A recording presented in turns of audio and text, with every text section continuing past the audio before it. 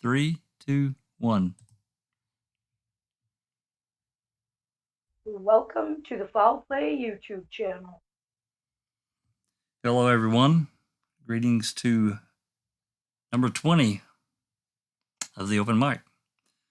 Today we're going to be talking about Brady and the Brady violations that KZ has filed against the state. They're numerous, and with the Ramlow affidavit, we're now up to 7. So I don't know if we can get through them all today, but if we don't, that's okay too. But first, before we get started, number 1, thanks for coming. Number 2, we're going to go down the list here and let everybody just say hi right quick. And then we'll get going with, we're going to do something first before we get started into Brady that Jinx and yours have been looking at with the phone records, the new phone records from Scott Blodorn and Kelly Plitzkin. So, but first, anyway, let's just go down the list. Everybody can say hello. Alice? Hi everybody, welcome to chat. BB? Hey everyone. Checking convictions. Hey, thanks for coming, everybody. Yours. Everybody, welcome to the chat. Thanks for being here. Jinxie. Hello, everyone. Gov. Good evening, everybody from London. Dr. Silkman. Good morning, everyone. It's too freaking early. Very early for Dr. Silkman. So, trying to find that mid-time for everybody to be able to join between Dr. Silkman. It's really early for him. What time is it there? Like 6 a.m. or 6:30?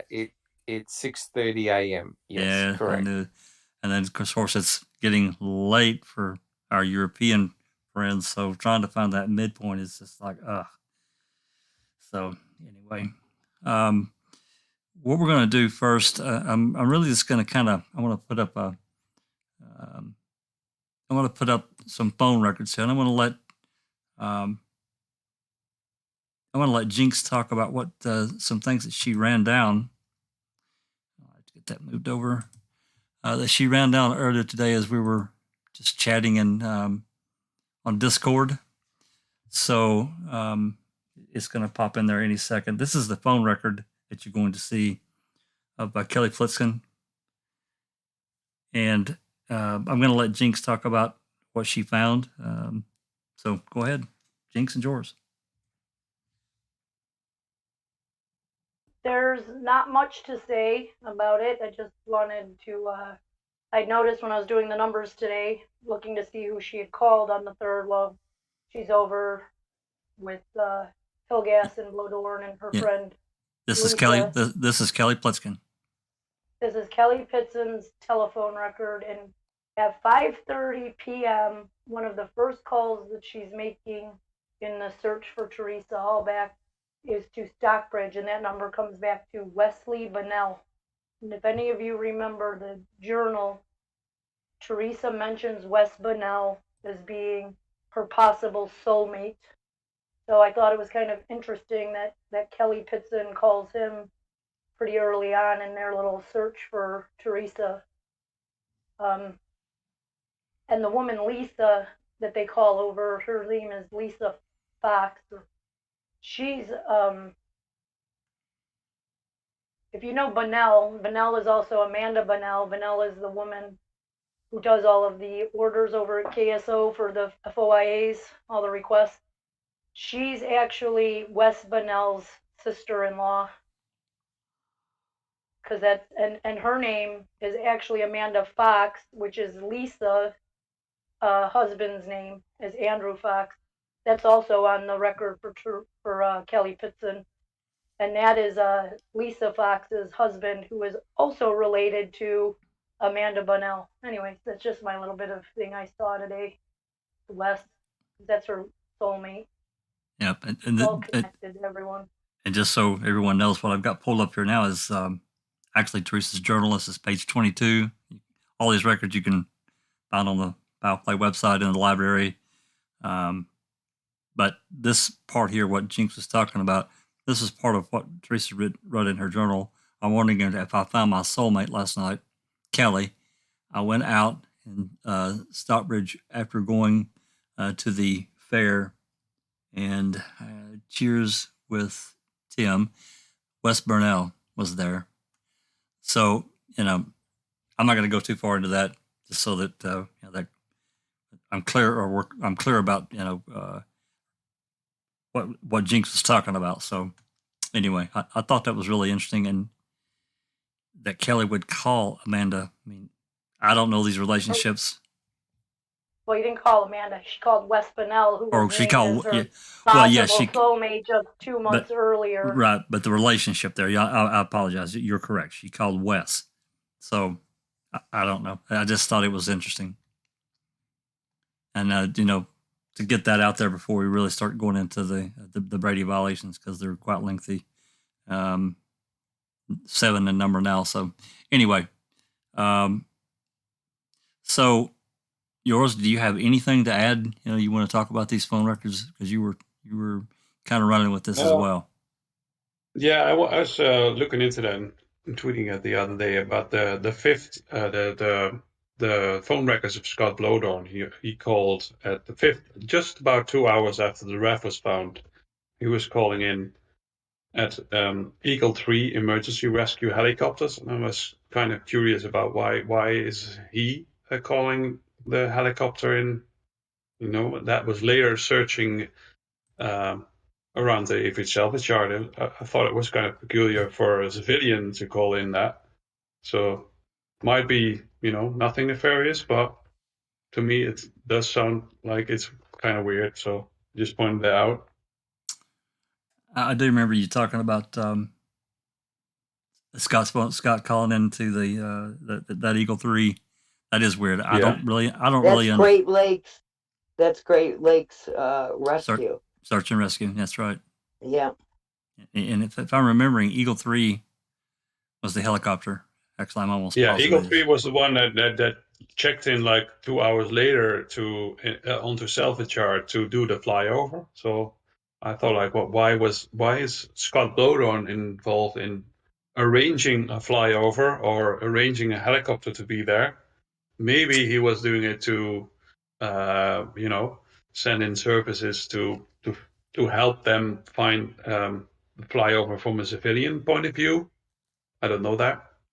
That's possible, because that I read about Eagle 3 starting as a little service, only charging for whenever a person was found there or whatever. They were really small, but I thought it was kind of weird that a civilian is, why do they send in a helicopter when Pagel was in it? I agree. It is. You would think that. I mean, from my standpoint, Poggle or even Remaker, or not Remaker, but Uyghur would have been the one that would have called them, for anything like that. It's strange. Yeah, it's just strange. For all we know, Scott Blowdorn was on the helicopter filming it. Hey, that's possible. We just don't know. No. Wow. Okay. All right. That's all I got to say about the phone records. Yeah. Excellent. Well, thanks to you both for digging that as we're just messing around this afternoon. Just doing a little research here and there and just finding it. I think it's really interesting, and these connections are just, I don't know, they're just strange to me. Anyway, so let's move on to these Brady violations, and I'm gonna kind of go through them here before we actually get into them, just so everyone can understand how many there are. What I've pulled up here is the brief that got turned in 10/18/2019, as everyone can see. This is the brief that Zellner filed back, a couple of years ago now, or coming up on a couple of years. And in her brief, I mean, if you read this thing, it really pretty well lays out the entire case, at least up to that point. Now, obviously, things have happened since then, right? We've had several things that have happened. Namely, number one, the most recent affidavit from Sawinski. So, but anyway, let's just start off here. The Brady violation she's got named off, and that's one with Kevin Ramlow, Joshua Daunt, the Brady violation of the original flower video taken on November 4th, the Brady violation of the zipper voicemail, Brady violation for Miss Hightail, which was as everyone can, if you remember, she was on the phone with Teresa. Brady violation of the Dassey Yonda CD, that's the Valley CD. And then, of course, if you add one more here, that would be the Ramlo Brady violation that she talks about in her latest motion about the phone call that apparently he says he made. Manitowoc says they don't have any record of it, so we know how that goes. So anyway, questions before we get started with Mr. Ramlo and talking about him. And each one of these, I'm not going to set a time limit on how much we're going to talk about each one because there are varying degrees of what they are and what they stand for. Some of them are definitely got more meat to them. So anything before we get started from anyone? Okay, nothing. All right. So Mr. Ramlo, it says here on page 40. So let's go up here to. Actually, I'm gonna have to do it another way because the page numbers don't exactly line up to what's being said. 38. I went too far.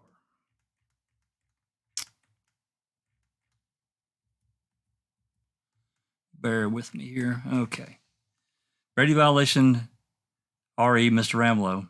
The circuit court failed to recognize that it's accidental that the discovery of a Brady violation subsequent to a filing of motions pursuant to 974.02 constitutes a sufficient reason for failing to raise the issue in a prior motion. See State v. Allen. Nothing a defendant's unawareness of the legal basis of his claim may constitute a sufficient reason in satisfaction of a unawareness of the factual basis of his claim, which was inextricably intertwined with the legal basis of the claim. Pretrial defense counsel made two specific requests pursuant to Wisconsin Statute 971.23 for all exculpatory evidence and or information within the possession, knowledge, or control of the state which would tend to negate the guilt of a defendant or which would tend to affect the weight of credibility in the evidence and against the defendant, including any inconsistent statements.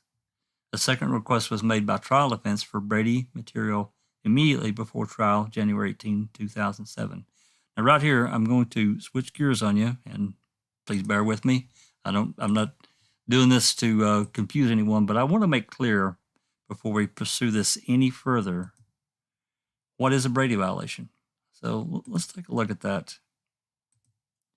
See if I can get that to pull in there.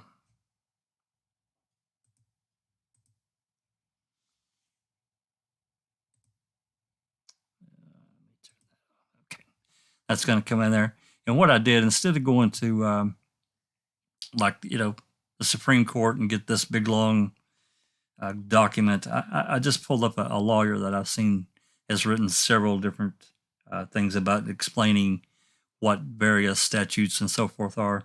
And this particular one, what is a Brady violation? And basically, he explains it very simply. The landmark decision, Brady v. Maryland, was handed down by the U.S. Supreme Court in 1963. The decision held that under the 5th and 14th Amendments, a prosecutor has a duty to disclose favorable evidence to the defendants upon request, if the evidence is material to either guilt or punishment. Failure to comply with this duty has become commonly known as a Brady violation. And he goes into, he names off several different cases. I'm not going to read through all of this, but basically if a prosecutor with, they have great latitude, basically. They're the judge and jury of police or investigators hand a prosecutor, a bag of evidence, and the prosecutor gets it, and he's going through and says, oh, well, I'm going to turn that over. Oh, well, this looks kind of bad for us and good for the defense. Maybe I'll just hang on to this. It really is, that's what it comes down to.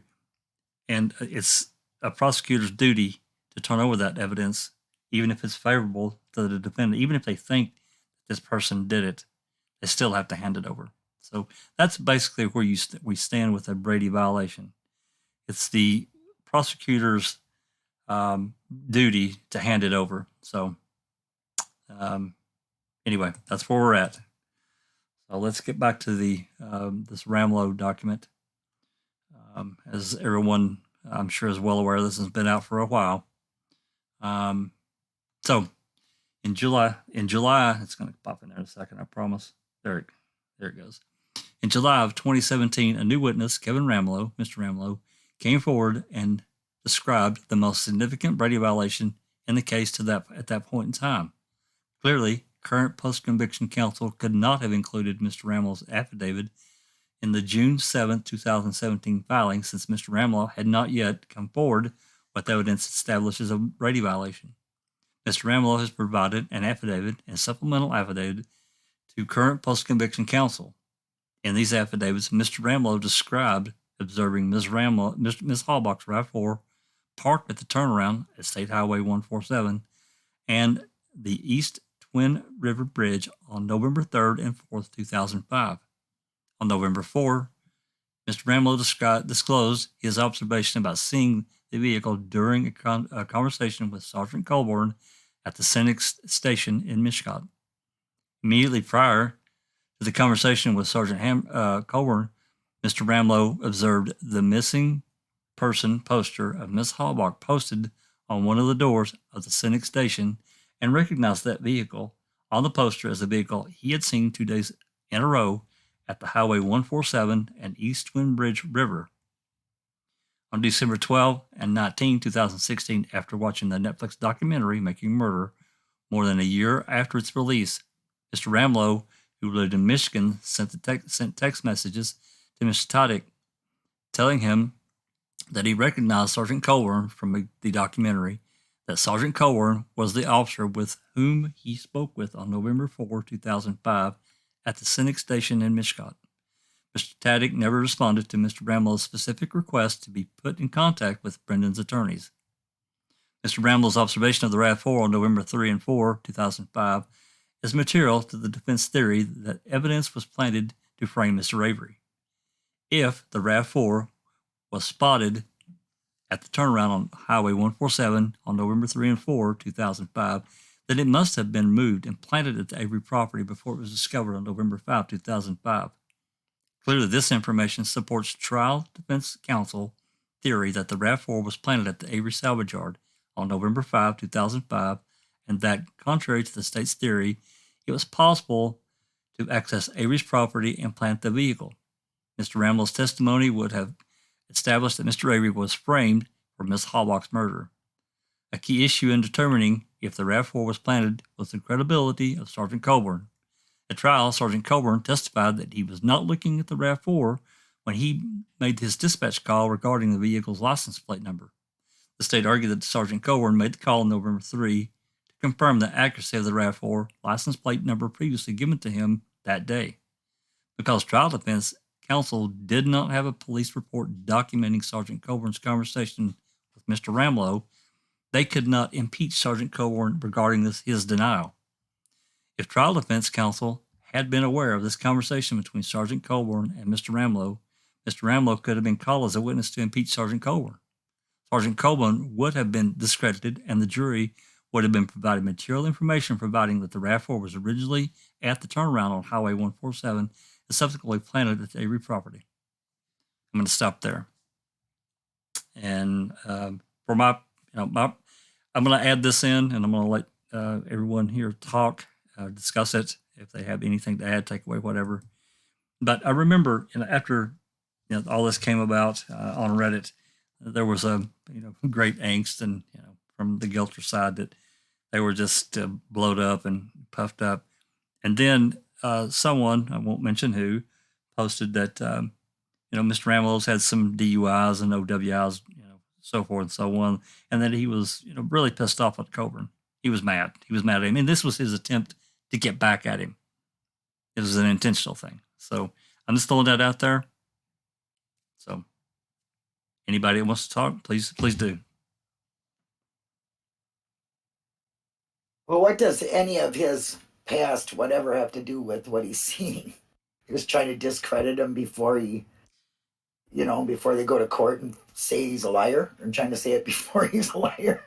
I don't Well, get it. yeah, at that point in time, I don't know. I guess that, from the standpoint of the guilt or argument was that he had carried this grudge for all his time that he had, That's why Colburn he had. makes up things. Yeah. He makes up things that can be disputed and then calling him a liar. I really don't think so. Maybe he's got his days mixed up or something because of the time going by. But if somebody says they've seen this stuff, you have to take it for what it is. Same with the new affidavit too. I mean, eyewitness identification can be wrong, but maybe this guy really did see this. I mean, you're never going to know this until you get into court. And there's how many violations? Doesn't it just take one to get a new trial? Supposed to, generally speaking, one violation typically will get it turned around. Yeah, It'll get things turned around right quick for a new trial. Yeah. I don't know. I have a problem with them having this many and them still saying no to them. So I mean, I think the guys, I can't discredit them. So. All right. Don is asking if Scott ever replied to any of the texts. Didn't he reply to one, but then never really got back to him or something? Yeah, I don't really remember. I think he replied to one and said he'd been sick or had a cold or something, as I recall. Yeah, that's right. But he still never passed it on to any of the lawyers, if I remember right. No, not back then. No, but didn't get found out until after KZ had filed the original PCR. So, BB.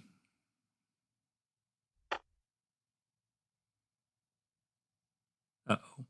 Oh, sorry. I was just thinking it was a really long time for him to wait to try and get even. If he was trying to get even with Colburn, right? I agree. I totally agree. Yeah. I personally don't like Ramlau, but that's my own opinion. Well, understandable, but again, if this guy, even if he did maybe have a bit of a drinking problem, to me that doesn't necessarily discredit what he says he saw. I don't know. I think it's. I don't know. I guess taken into, it should be looked at. I mean, it's at least exactly, at least investigated and not blown up. Right. But they don't investigate nothing, as they say to even KZ when she's bringing up a new affidavit. You didn't investigate this. Well, little do you know, right? Here's your spaghetti back in your face. Yeah. Okay. So, I mean, you just can't, what I'm trying to say is you can't discredit any of this stuff until you go into court. It should be taken very seriously. They should be bringing it into court and hashing it out that way. But their avoidance to all of this just shows corruption more and more and more and more. They're going to be so deep in corruption, they'll never see the light of day. Yeah. Sean, I saw your light off a minute ago. Go for it, Gov. Okay, well, I was thinking about the people who were suggesting that Ramlo was trying to get his own back, if you like, against the sheriff's office for all these DUIs. Now, what gets me about this is that the Manitowoc sheriffs are well known, very well known, for being kind of dirty players or a bit rough kind of when it comes to legality and that. Does it sound sensible that anybody would want to actively go up against the sheriff's department? I mean, for the power that they hold, you'd have to be either very, very brave or very, very stupid to maliciously go up against a whole sheriff's department. I mean, that's a bit kind of, oh, well, he was just trying to get back at the sheriff's office. Well, that doesn't wash with me. I can't see anyone doing that in that neck of the woods because they know only too well what it is they're going up against. And unless you've got an army behind you, that's not going to happen, is it? Look what they did to the coroner. She was so scared she quit her damn job. They kept her off of an investigation. You know what I mean? And she had power over them. So there is something dirty going on there. And if you're going to put your neck out, I think you're going to be wanting to tell the truth, especially after a long period of time. because That's you the know other you're thing going to for get me. adversity. You know, you're going to have That's somebody coming that's at you. right, Linda. And Yeah. so by going up and by stepping forward and coming forward and coming putting up kind of what it is that you've got to say, you've Right. either got to be telling the truth or you've got to be an absolute lunatic. Exactly. Because you know that I to think come he's a up with a lunatic. fake Anyway. story, all you're going to do is bring on the wrath of the sheriff's office. That's Why right. would you do that for a lie? Which makes him Exactly. brave There's and no stupid. purpose.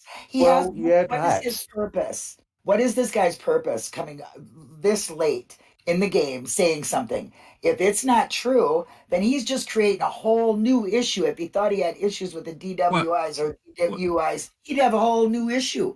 Even if But he doesn't live there anymore, so he doesn't have It to doesn't worry matter. about it You know, anymore. there's cops all around the world with favors everywhere. So I don't believe Yeah. that either. even if it wasn't Teresa's RAV, even if it was just a RAV that he thought was Right. hers, it should have been looked at. I mean, that's my opinion, whether this guy's, really credible Yes. or not. And this kind of leads into a bit of a conversation that yours and I had earlier, talking about what the police did and didn't do.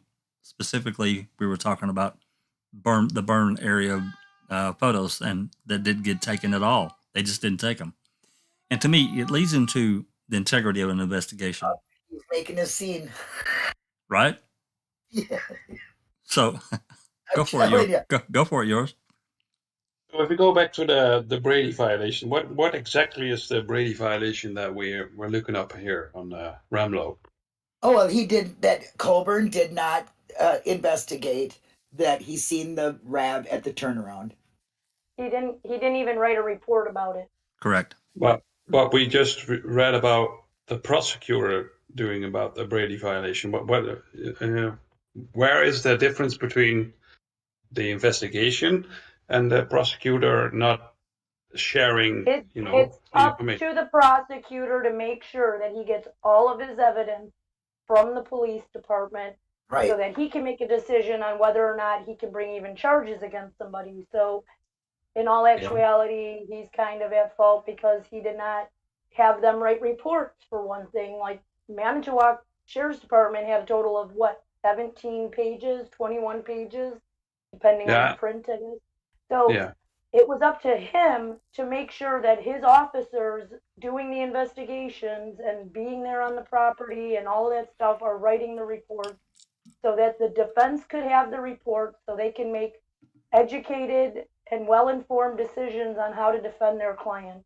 Agreed. All right. So to get it straight, whose responsibility is it to get the investigation right to that Cracks. extent? Well, ultimately, it comes down to what Jinx is saying. Ultimately, it's the prosecutor has to drive the process to either the sheriff or the lead investigator and say, look, these guys that are out here, you got to drill into them. They got to report everything, and then we'll make a decision based on.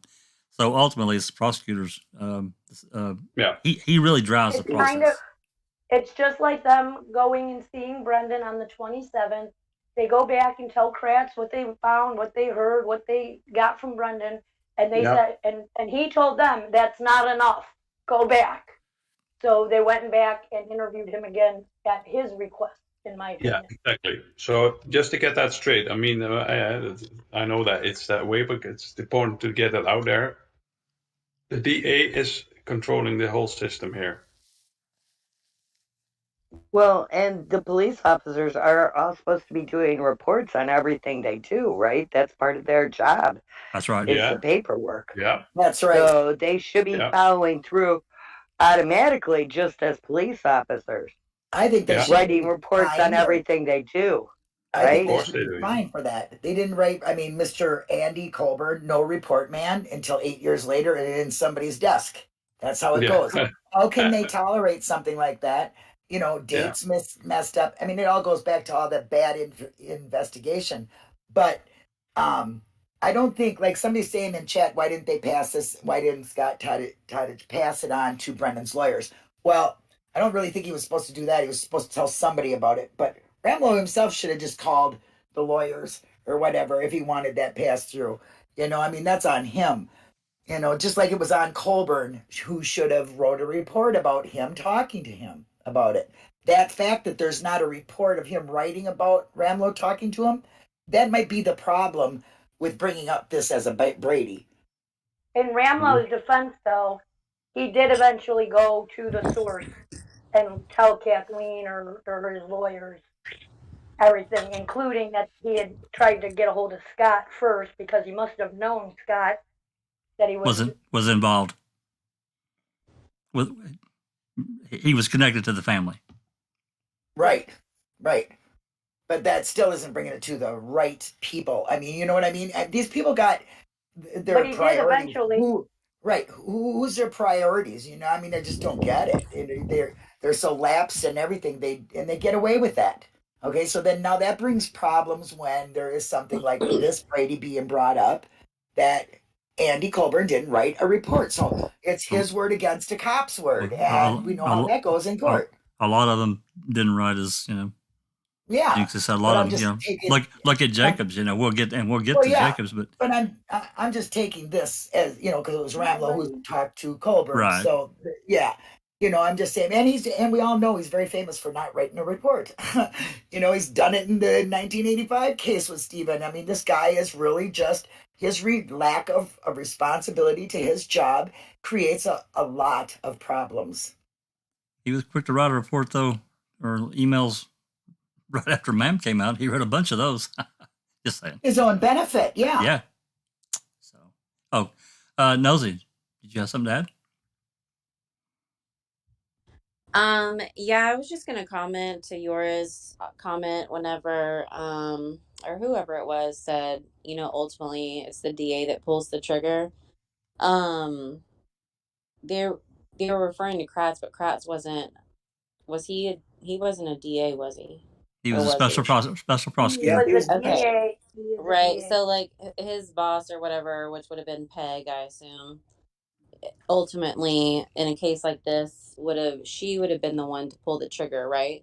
Or is that not right? Actually, it was Ken Kratz was the first special prosecutor appointed. He was first chair, basically, just like Dean Strang was first chair on Stephen's defense. Feuding was second. Ken Kratz was technically the first, and he don't answer to anyone. He's the DA of Calumet County. I guess he would be the boss to all the ADAs. I don't know how that plays into Peg. Like Fallon was actually an ADA for the Department of Justice, so he did work under Peg, but he was second chair, and then Norm was third, I think. Correct. Norm Gahn was third. He's another special prosecutor. He was number 3 chair. So, that's right. So Ken Kratz was the first chair, so it was up to him. Ultimately, in my opinion, he was the whole face of the case. Okay. Right. And then I had another question, but I'm not sure. Are y'all just discussing the Brady, or are y'all discussing okay, well, I'll just ask anyway, and y'all can just tell me to be quiet if it's off base. Oh, go ahead. So with Ramlow and his statements, seeing the Rev, and Stephen's statements about Bobby leaving after Teresa, and then you have the new statements from, what's his name? Sowinski? Sowinski. Mm-hmm. Sowinski. Yep. To anyone else, do those 3 statements align for a possible scenario?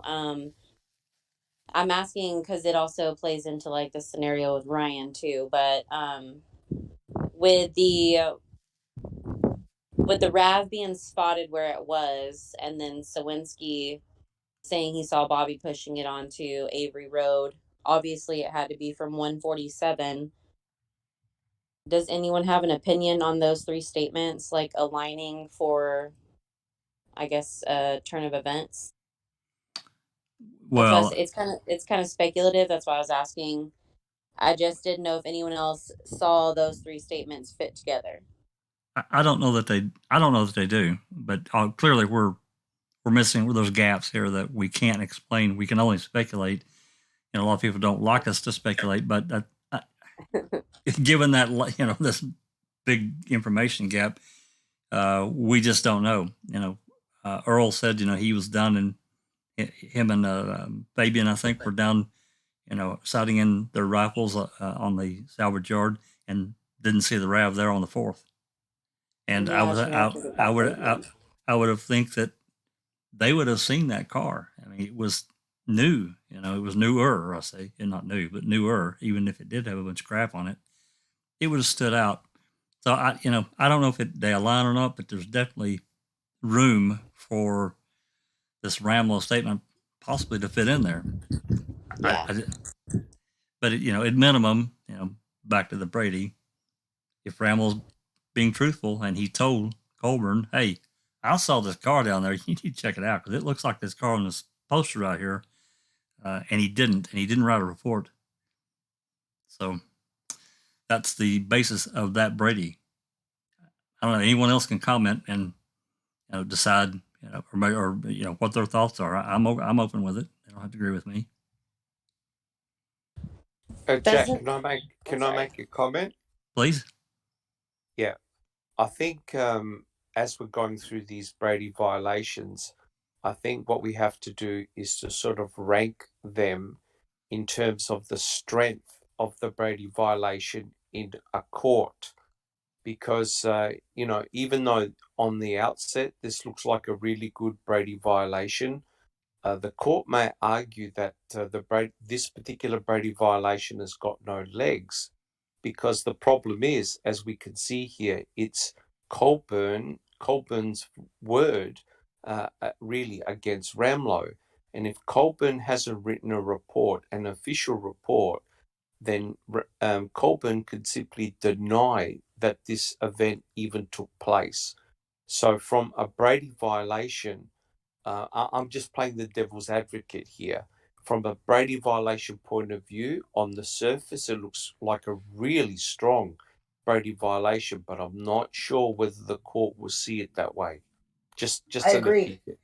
Well, I agree. That's exactly what I was saying. That But it makes it's his it word makes it against a no little report. stronger when he's talking about Scott Taddick not forwarding the information when Scott was a witness. But so it kind of brings in that down Denny to piece Colburn, to the True. officer. It boils down to the Colburn, the officer. I'm with Dr. Silkman. That's exactly what I was stating before that. When you look at it that way, they're going to look at it as, well, he didn't write a report. So, the police officers really are gold to the courts. So, because they're supposed to be upright and for justice and speaking the truth. So they believe that and they will look at it that way. They have discretion as well. Yeah. Well, it goes back to, I'm sorry, yours, go ahead.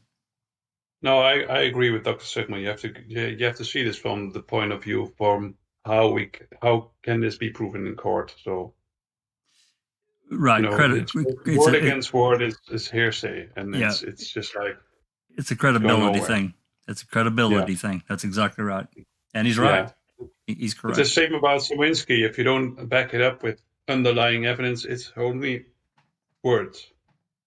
That's right. It's strictly hearsay. It's his word against the world. It's good. And if it turns out that Colburn did arrest him for his DUI in 2006, like has been said by several people, that doesn't look good in his favor either. No.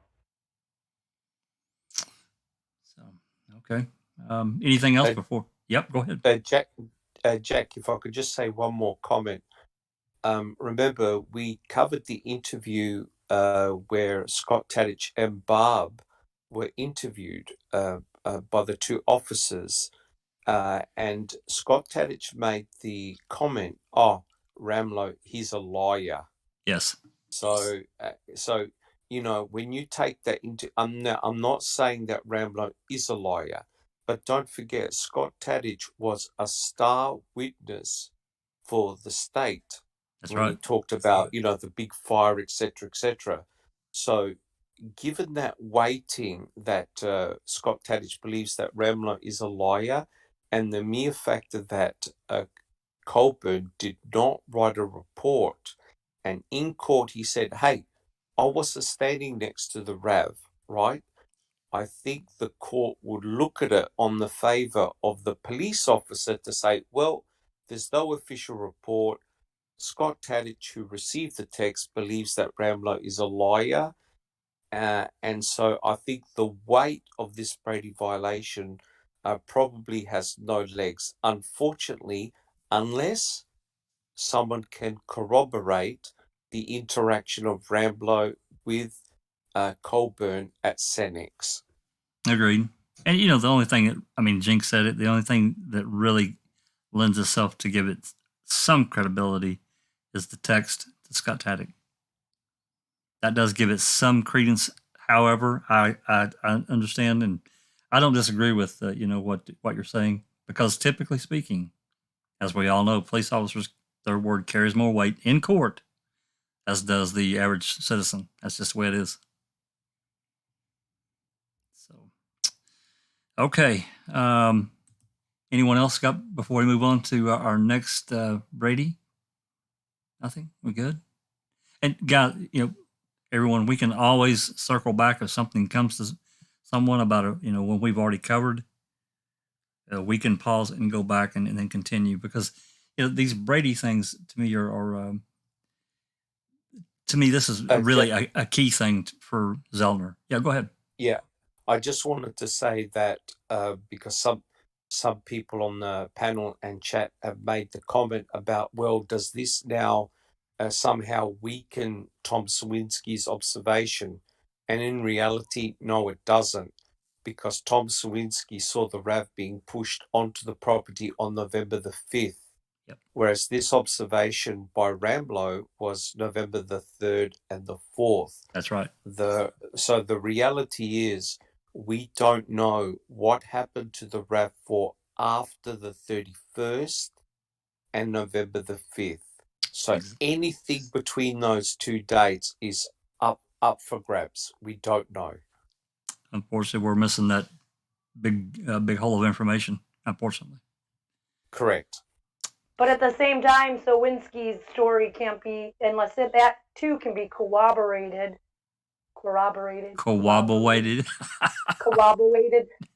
Then that is also like Kevin Ramlow. There's not a lot of leg to stand on unless they can actually corroborate that he made a phone call to the sheriff's department and what that phone call was about. So hopefully that can.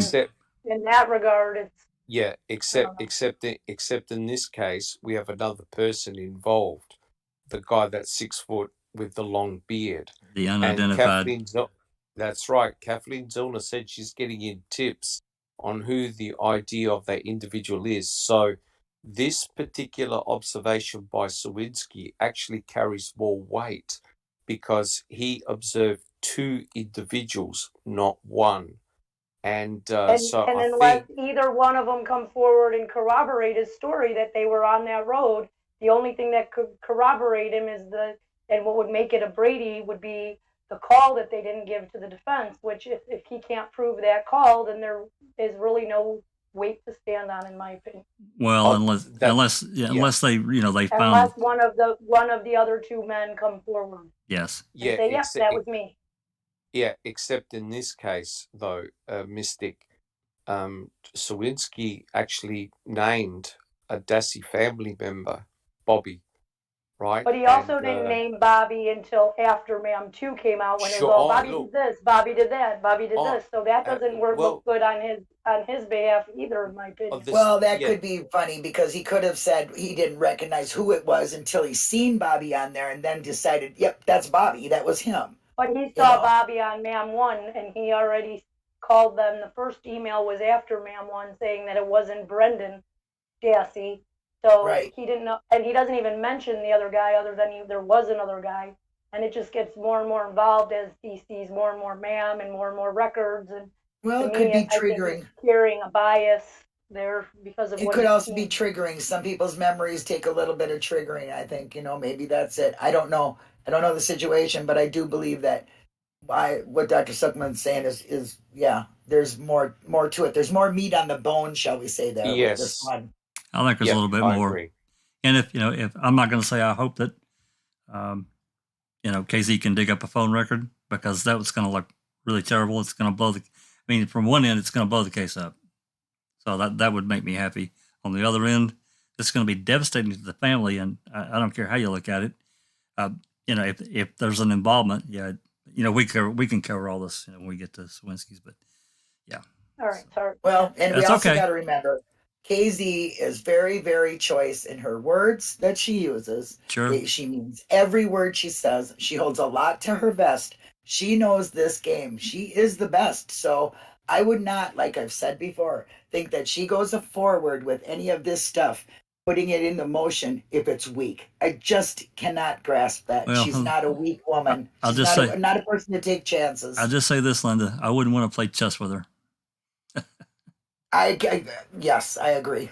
So, all right. I do.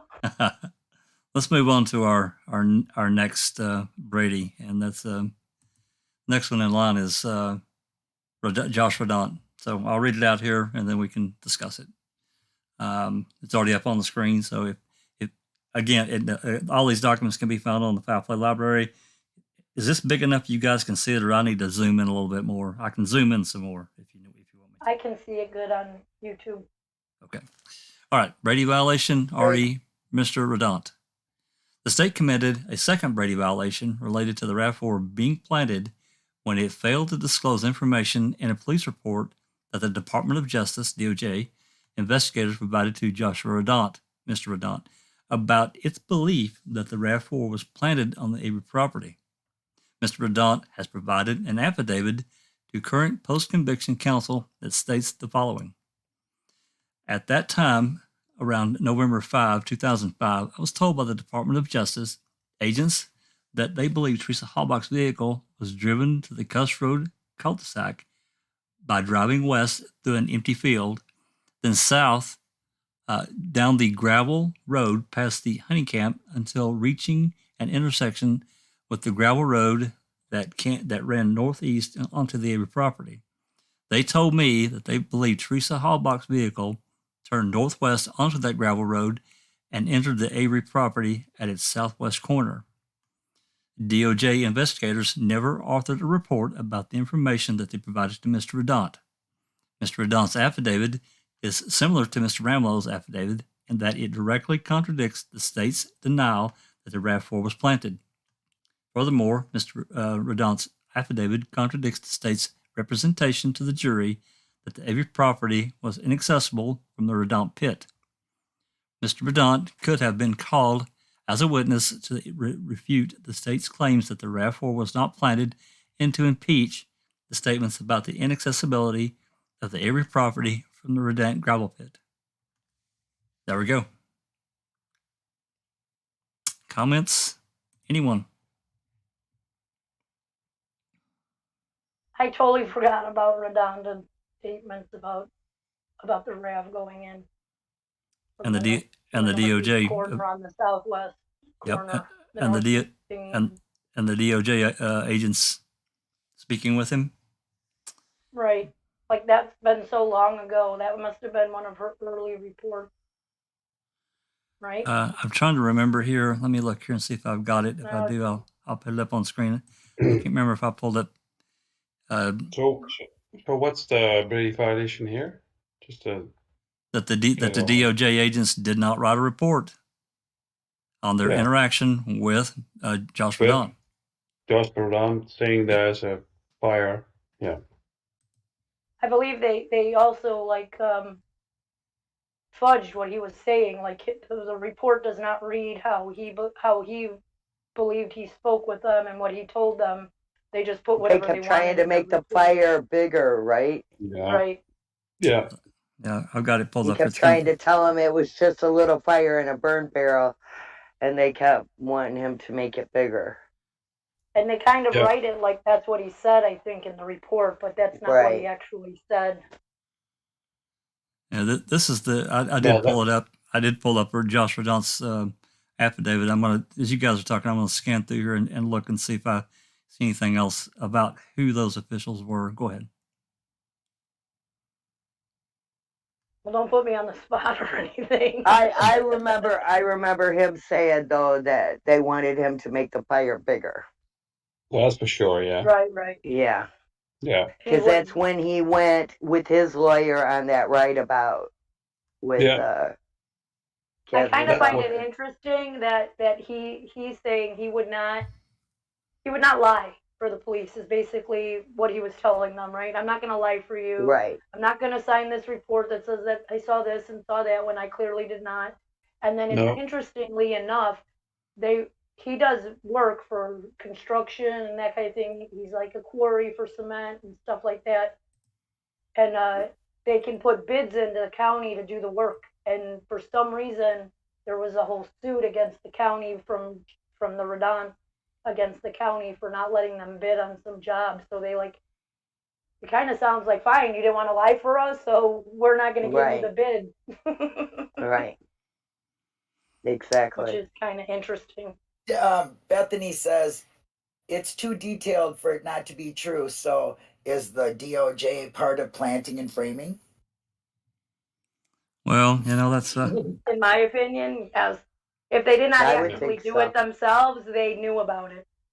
and Or didn't looked interfere. away, at And least. yeah, it didn't interfere. This is right here is number 8 and number 9 in Joshua's and Redon's affidavit.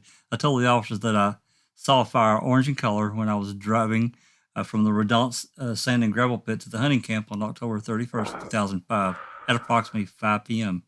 I told the officers that I saw the fire from a direction of Avery property because it was getting dark. It was dark or getting dark when I saw the fire. I was not sure exactly where exactly the fire was located. I did not observe any smoke coming from the fire. The fire did not appear to be spread out, and its flames appeared to be 2.5 to 3 feet in height.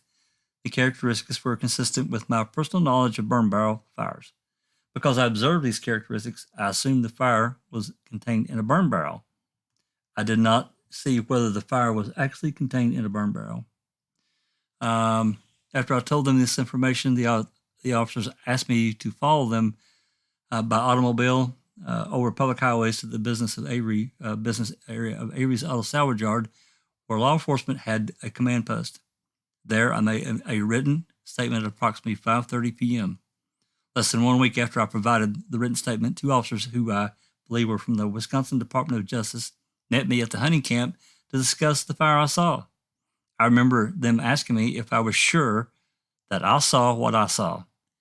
It seemed to me that they weren't satisfied with my statement about the fire. Specifically, it seemed to me that they wanted me to change my story to include a larger fire. Because they were reluctant to accept my story as true, I eventually asked them what they wanted me to say. They told me that all they wanted was the truth.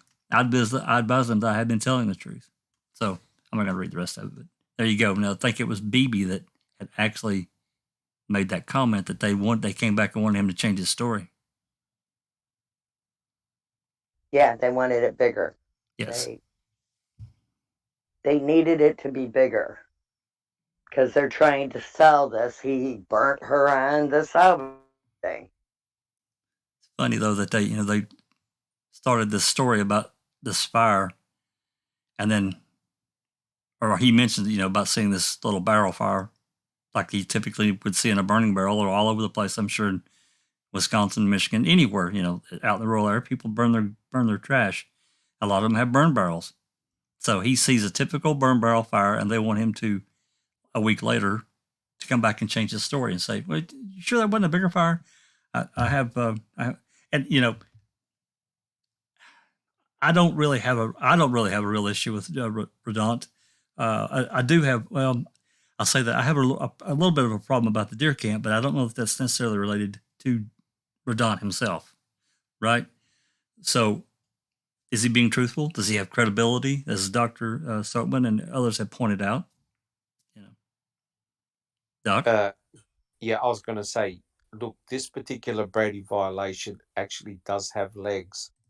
Not about the fire per se, because the observation that Redon did about the fire is from a long distance away. So, you could easily misinterpret exactly what was going on there. So I think that particular statement is rather weak. But the particular statement that Kathleen Zellner's talking about was the fact that agents told him exactly how the RAV4 got onto the Avery salvage yard, right through the deer camp. And there's a couple of important points here that actually make this very favorable. For a start, when Stephen Avery was interrogated on November the 9th, Fassbender and Wiegert told him exactly how that RAV4, remember?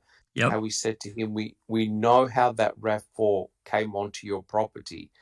And remarkably, Fassbender said it came from, the deer camp, through the quarry, into the back road, and into the pit. And he also said that it matched the dog tracks, right? So in other words, it's actually captured on tape precisely what Fassbender told Stephen Avery. And this is backed up with what Redon just recalled in his affidavit. The mere fact that that agent said to him, oh, we know how that RAV4 came onto the property. Furthermore, Earl, Chuck, and Stephen were questioned, especially Chuck and Earl were questioned about, remember the cars that blocked, there's a road that comes from that the quarry. entranceway from Conveyor Road. The southwest corner. Conveyor Road. That's right. That's right. So in other words, they already had in their mind that the RAV4 came from the quarry area, and that either Chuck or Earl removed one of the vehicles to allow it, because initially the investigators thought that all three brothers were involved in bringing the RAV4 onto the property. So, taking all that into account, what Josh Redon said in his affidavit actually does have legs, right? The way of thinking of the investigators early on was that the RAV4 was off the salvage yard and brought onto the salvage yard via the conveyor road, right? Yes. And it's interesting because Kathleen Zellner said that the damage to the blinker light was caused by potentially the RAV4 hitting that vehicle that was used to block the road. Isn't that interesting? And creating that stain that's on the stain on the stain. Yeah, on it's the, like an orange Pinto or something, or a red correct, Pinto that faded. A Pinto, correct. Yeah. So in That actual had fact, no transmission or motor in it, so that's actually right. it would have So it been was really light. easy to push out of Yes. the way. Correct. Yeah. So if it was that easy to push, then how would it have damaged the car? Couldn't she have just, it's so easy to push, it shouldn't have put that much damage to the light, right? Well, it depends They're on not how ramming things into line it at up. 30 miles per hour. It They're depends trying to on be how sneaky. things line They're up. trying to slowly push past it. Why would they break the light? That just doesn't make sense to me either. It depends. It depends on how things line up. Yeah, but when Mystic, you're pushing a car, how your front end lines up. Mystic, think about it, right? If that vehicle, if the RAV4 was driven from the back of the quarry, I'm not saying it was, but if it was, remember, it was dark, and it could have been driven by somebody that didn't know the particular layout of the property, and the blinker light, the RAV4 does show evidence of an impact on the bumper, so it definitely hit something. Yeah. And to me, that damage wouldn't have made unless you're telling me they were driving through the Avery salvage yard to plant it at 15 to 25 miles per hour, and then they're trying to be sneaky, so they're not going to be driving it at 15 miles per hour. They're going to be doing it slow. So hitting that car wouldn't have caused that damage, in my opinion. Especially on a car that's so lightweight. One at a time. It lined up though. It would be pushing the side of it. You know what I mean? Who else had a red car? Yeah, I do. Can I add something? Please do. The red Pinto had a very big bumper. If you look at that, I think it's very improbable that there was that crash from the RAV into that red Pinto. A second argument I want to add to this discussion is that on the other side of the conveyor road, there was a very big investigation going on where the tire rim was found, and the cast impression. You know that one? I remember. I remember it vaguely. They lifted the car up there to see what's going on there. They kind of suggested that the way the RAV got into the property was on the other side of the RAV from where the Pinto was. So basically, you know, and if you look at it, the RAV any car could easily drove down there the same way and just drove under the conveyor and took the same road as proposed from the other side. So I just want to put that out there, because you can see the videos pointing out that there's really a big investigation going on the other side. Right. Yeah, I agree with you. Well, we don't know what impacted the front end, and it's always here we go with another big gap of information. True. Yeah, I guess, yeah. And if that there's more possibilities going on. So right. Oh, absolutely. Yeah, we've got to look at all sides of it. We have to. And if the RAV would have hit that Pinto, it would have hit it at the side. It wouldn't have hit it front end to front end. No. Or rear end to front end. Well, because it was across the road. So you would have had to literally get out and push up in the middle of the road out of the way. Correct. Yeah. Well, somebody that, even if they were in a hurry, trying to do whatever they were doing, sneak on and plant the RAV, I agree with you. And I don't think that it was that damage and that in whatever color, whatever that stain is that got imparted to that parking lot, I don't think it came from the Pinto either. I don't think it did. That's just me. No, that the problem is we don't know where it came from. It came from Pinto or before that, and that changes the whole, realm of possibilities that comes after that. So well, at this point we have the RAV coming in from the east over in that field where the tire tracks were that weren't there on one video, but they're on the next video. Then we have one coming in on the southwest corner, coming in on the conveyor belt, and now the newest one is it's coming right up Avery Road. So the last one that we got to hear about is it coming on off of Cuss Road, past Avery's in the quarry area, and over to the conveyor belt. That'd be like the last corner we got to cover now. Maybe they tried many times. And couldn't get it on there. Yeah. And how do we know what her vehicle looked like before they found it? Come on now. Nobody inspected it and told you this stuff. When Ryan did, he lied about it. So we do not know. It was a used car. We have no idea. I mean, people are, I mean, it could go either way, but let's just really think about it. We do not know what her vehicle looked like until the day they seen it on her lot. And Ryan lied about how the damage was marker done. light got knocked out of it. Yeah. Well, from all appearances of her accounts, going to what Linda said, from everything that we know, her car was in fine condition. There was no mention of any kind of damage at all.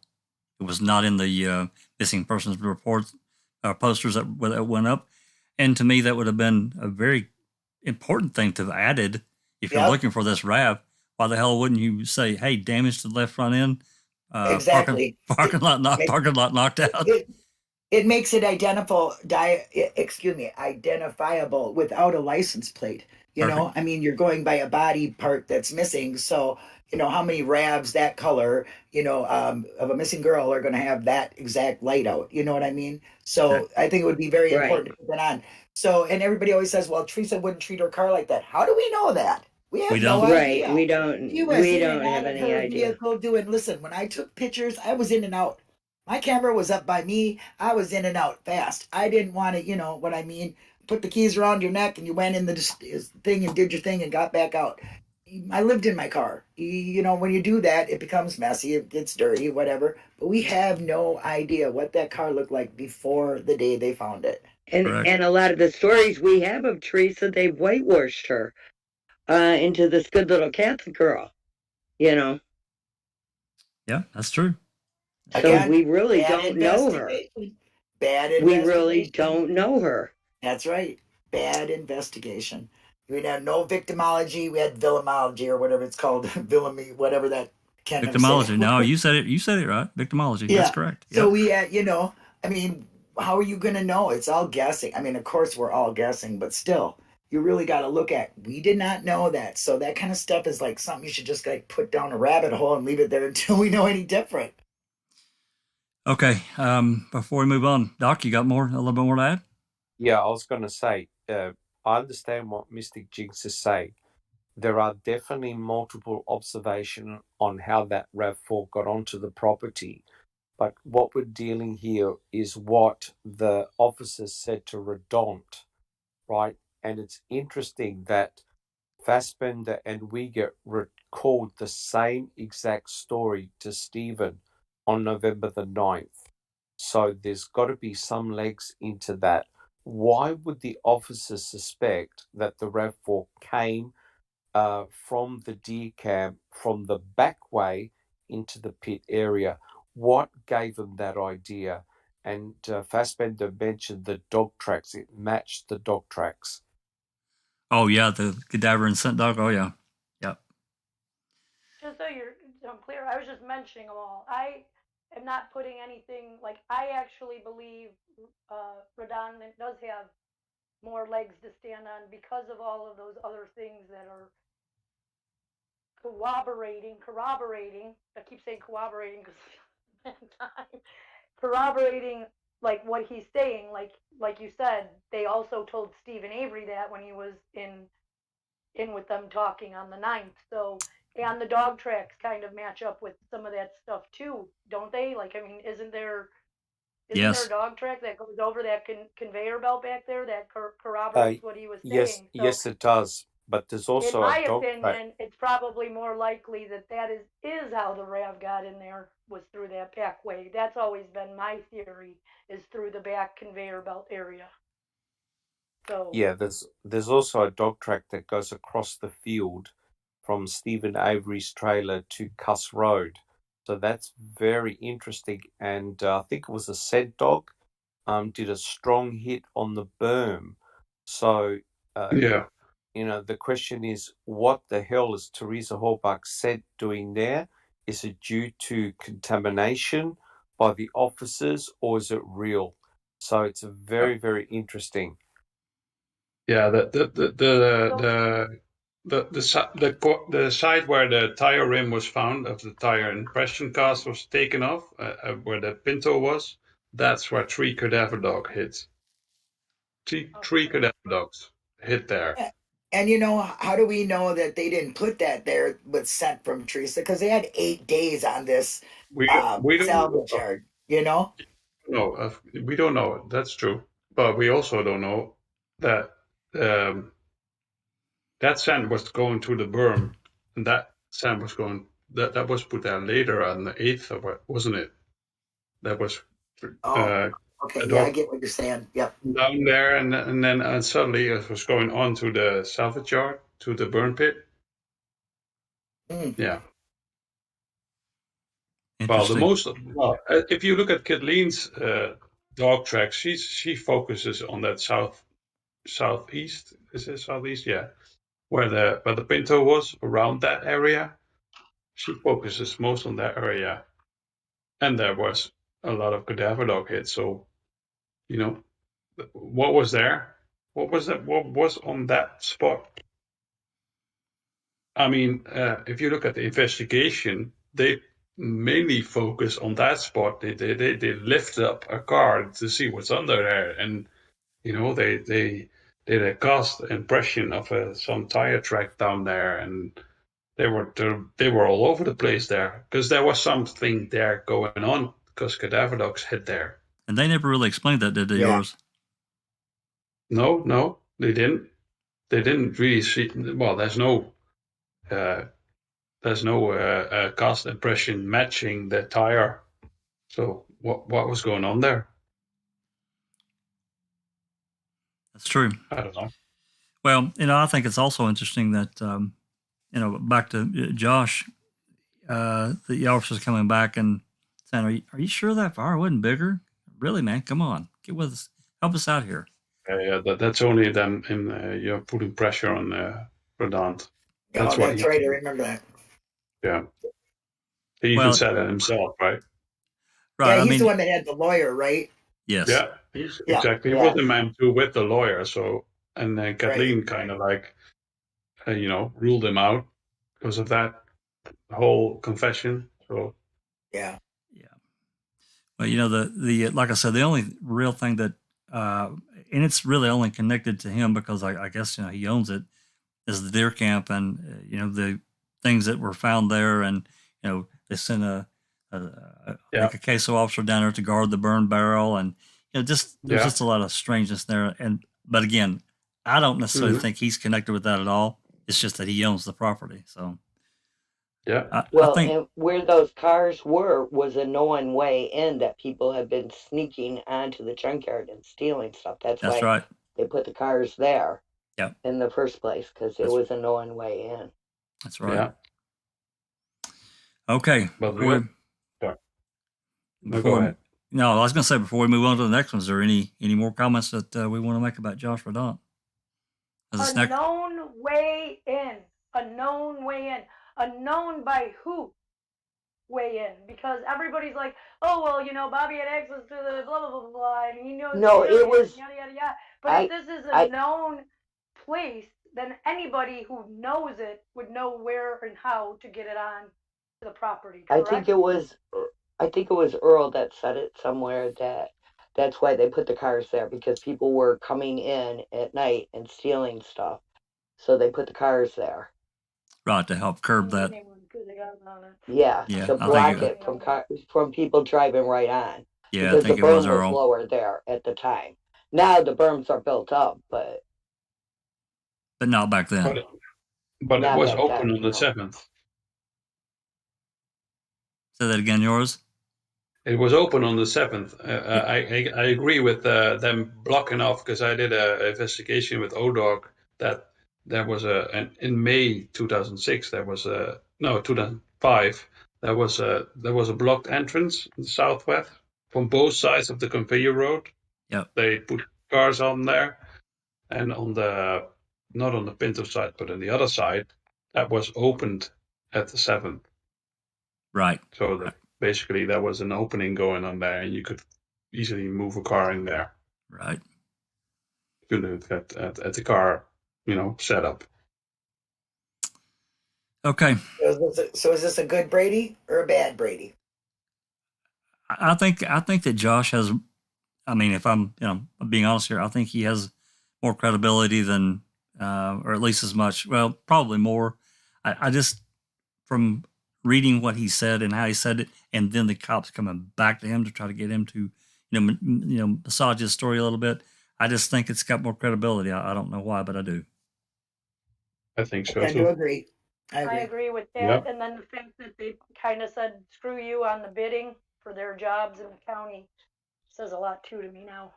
Yeah. Kind of just Yep. connected that in my head recently. Yep. That's true. They did. They kind of, they pushed him out. So, Yeah. okay. All right. Let's move on to our next one, which is kind of the doozy for everyone, I think. D. Brady Violation, RE, original flower video taken on November 4, 2005. On November 4, 2005, Wendy Baldwin, Ms. Baldwin, and CCSD Sheriff Jerry Poggle conducted a flower searching for the RAV4. They were in the air for about 4 hours, yet produced only 3 minutes of flower footage. Prosecutor Kratz made a material admission when he told the jury that the RAV4 was not visible in the flower video because he claimed the video was covered with branches. However, the edited version did not show the southeast corner of the salvage yard at all, much less a vehicle covered with branches. Therefore, a reasonable inference from this statement to the jury is that the prosecutor Kratz saw the unedited flower video. Interesting. If the video was intentionally edited to delete the footage of the southwest corner, this is a Brady violation because the issue of whether the RAV4 was planted was material to Mr. Avery's conviction. An evidentiary hearing is necessary to determine the credibility of the state's claim that only 3 minutes of flower footage exist and there were no deletions of the flower video. Okay, so this immediately for me brings in the email where Kathleen was emailing Fallon and said, "Hey, I need the full video. I don't need this edited stuff. I want the unedited version." And he's blah blah blah. You should have everything. And then within 40 minutes, I think it is, he immediately emails Wiegert and I guess the rest of the prosecutors that are there, so forth and so on. I'm gonna be up in your neck of the woods. We need to get that other 8mm tape working. She's pissing me off.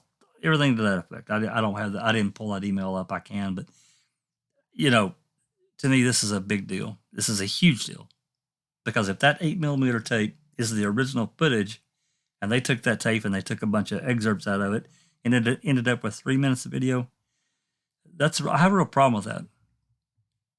So do It's I. a huge problem. It's a big A problem. huge I problem. mean, you can tell by listening to it and watching that it's been cut. You can tell the difference between a helicopter and a plane, for one. And if they did that, I mean, what are they hiding? They're hiding that the RAV was not there.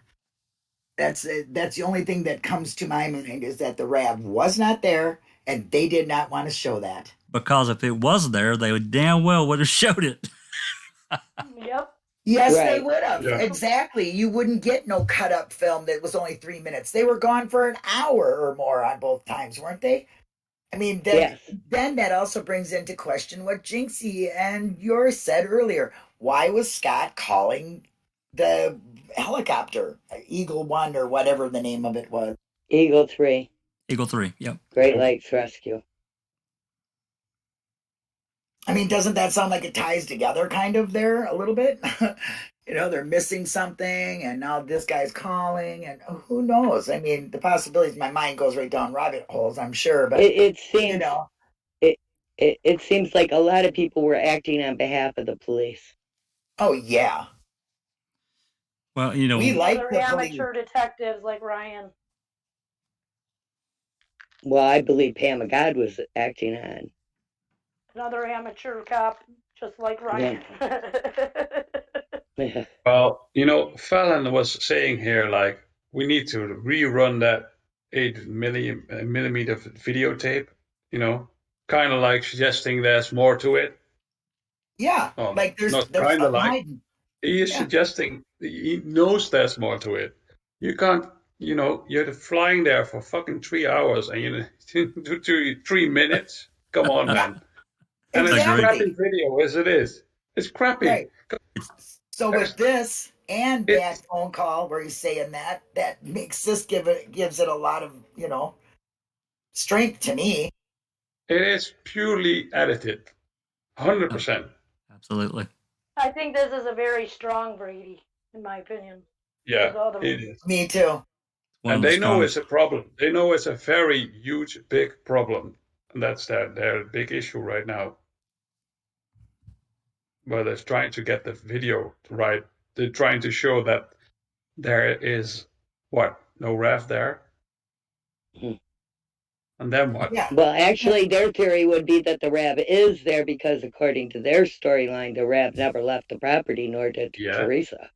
Yeah, they're going to try to send a new edited video. I don't know how, but a bit longer. Well, they should be showing full hours worth or 3 hours worth or whatever it is. There's no way that they were up there that long just going around and filming some trees and some shoddy. There's a car showing. There's a car with a big plate in the back saying RAV4. Yeah, come on. They would definitely show that. They're hiding. They are definitely hiding something. They are definitely hiding something. And I'd like to see how they're going to get out of this.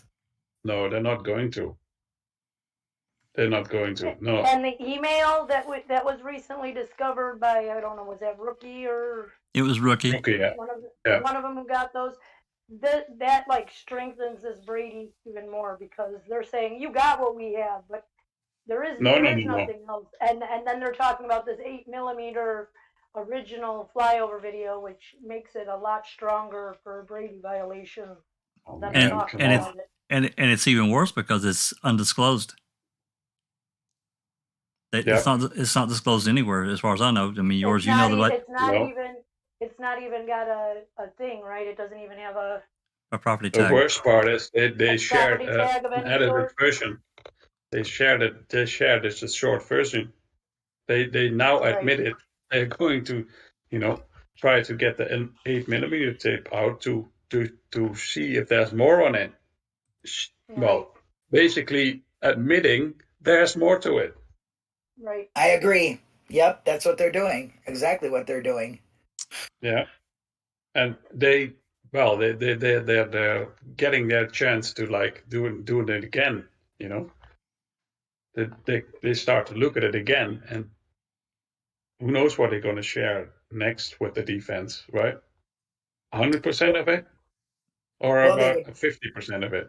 Wouldn't you think they'd She have should to be show able to all of it? examine. She should be able to Yep. examine it as they play it, so they can see what is on there and what's not. I hope so. Exactly.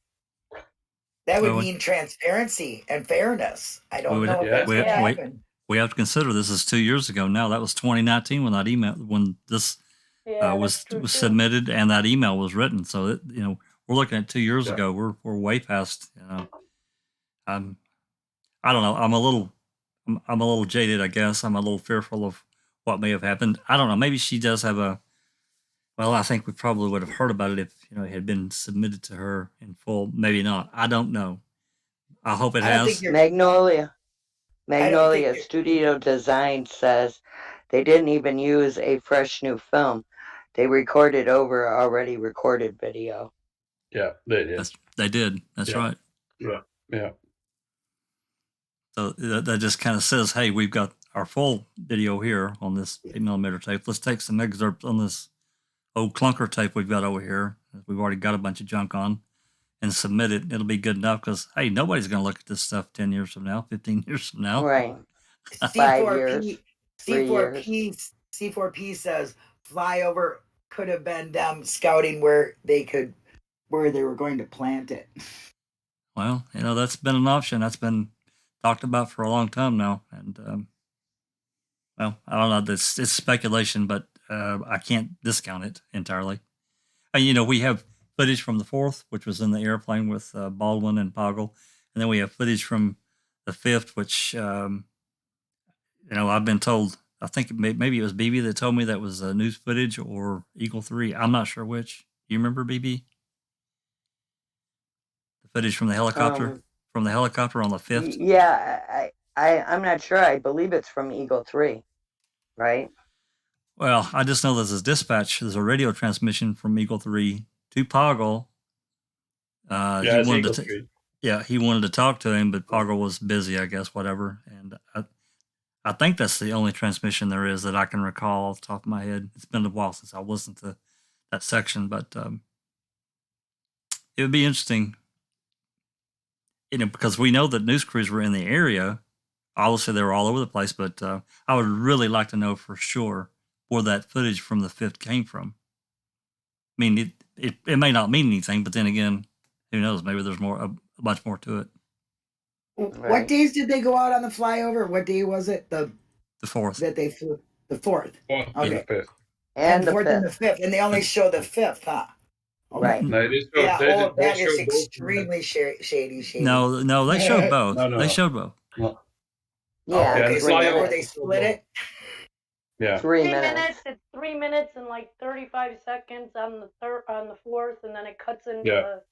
the tarp. The tarp was already over the RAV on the 5th when Yeah. they were going over. Okay. And then there's a little bit of what might be the quarry, and they're looking at rocks or something in the quarry or somewhere. That's Yeah, also well, on that there's been a audio analysis of the video where you can see the difference between the helicopter and the plane. Right. Yes. It's very different audio. So you basically see that the first bit is the plane part, which is the 4th, because we know that it's been the 4th because Visual and Baldwin went on the plane. Well, there's proof of that. Yes. And afterwards, there's a helicopter on the 5th, which you It's- can clearly see because there's a topped RAV4 down there. Seeking Truth put out some information, and I can't remember exactly Yeah. when it was now, but it exactly what you're talking about with the sound Yeah. analyzer. You remember that? Yeah. Yeah, I remember that. Yeah, that's where it came from. And then she did also that analyze of that little part where you can either see or not see RAV4 on the where it's supposed to be. Yes. Yeah. That was you. Are we whispering again? Are you whispering? I was found that you could barely see it. I think she cleaned it up. Somebody cleaned up the video and made it more clear. Oh, that's good. Oh, okay. Yeah, All you right. can, they only zoom in on there. And then I took it into my program, which was just a free media program for Windows or something. And you can actually see, like in the sound bite, like where they're like cutting and coming in on Yeah. the videos, where it looks like it's, you know, snippet here, snippet there, snippet right here, and You you can mean kind of see it in the audio part of it. Yeah. like the sound Because of the way you mean under the the sound sound analyzer? The sound analyzer it showed the click kind of thing. right, you Yeah. can kind of see Yeah. where it clicks in and clicks out. Yep. Right. Yeah. And in the same frame, you see the crusher area. There's no cars parked there, while as on the 5th, that was all kind of, there's a parking area for all DCI and Queso and whoever was in there, trying to find the RAF and investigate the RAF on the 5th. So that has to have been the 4th. That shot, that one shot you see there, when you see something, whatever you see. Well, I hope that this. I mean, to me, this is probably one of the strongest of all of the Bradys. This one has got a lot of legs to it, a lot of credibility. Any other comments, Doc? John? Anyone? Any other comments? We've been yabbering a lot. I just wanted to say that the flyover video, the unedited version of the flyover video, is absolutely crucial to this case, because they flew not over the salvage yard, but they flew over a lot of many different areas. They probably would have covered the roundabout, the turnabout as well. So what was on that 8mm tape or wherever it was is absolutely crucial to this investigation, because if the flyover video confirms that there was no RAV4 at the pit, then that strengthens the observations by Ramlow, and also especially with Tom Sawinski. So if I agree with what you said, if they actually did find the RAV4 on the property on the 4th, it would have made front page newspaper. Oh yeah. They would have said, see, the RAV4 was secreted on the property, obviously by Stephen Avery or whoever. It would have made front page news. But the mere factor that they heavily edited the video means that they're concealing something. So what I would imagine that they're concealing is a direct flyover of the pit area showing no RAV4. I took it out. Yep. Yeah. I agree. Okay. Any more comments? Any questions? I've been trying to follow along in the chat some, but BB. Sorry, Jack61. My final comment is that 8mm tape is like the bones, gone. Yeah. It's gone. I hope but you're probably right, Doc. But I hope you're wrong. I really do. Yeah, it's gone. It's gone. Definitely gone. Yeah. And their argument is, well, we gave you what we had. We have no evidence of anything else, and that's it. How are you going to prove it? Unfortunately, you can't. No, well, Fallon said it got it going, so he wants to get it going. So let's hope so. Well, I mean, Fallon kind of strung. Well, the email kind of proves that it exists. Yeah, Fallon did kind of screw him a little bit there by sending that email. She's pissing me off. But let's get that 8mm going. Well, this goes back to integrity. Like we were talking about yours. This goes back again to integrity of what the investigators turned over to the prosecutors. right? I mean, Yeah. because if Yeah. they don't know, if they don't have it in their hands, they can't really do Yeah. anything with it. And they come back and say, you guys, you really screwed us here, because if they didn't know, man. Yeah. So, Well, Linda, it just goes to show you that, of course, the investigation. What do they leave out? Everything that would point away from Stephen. and how does that sound to you, BB? How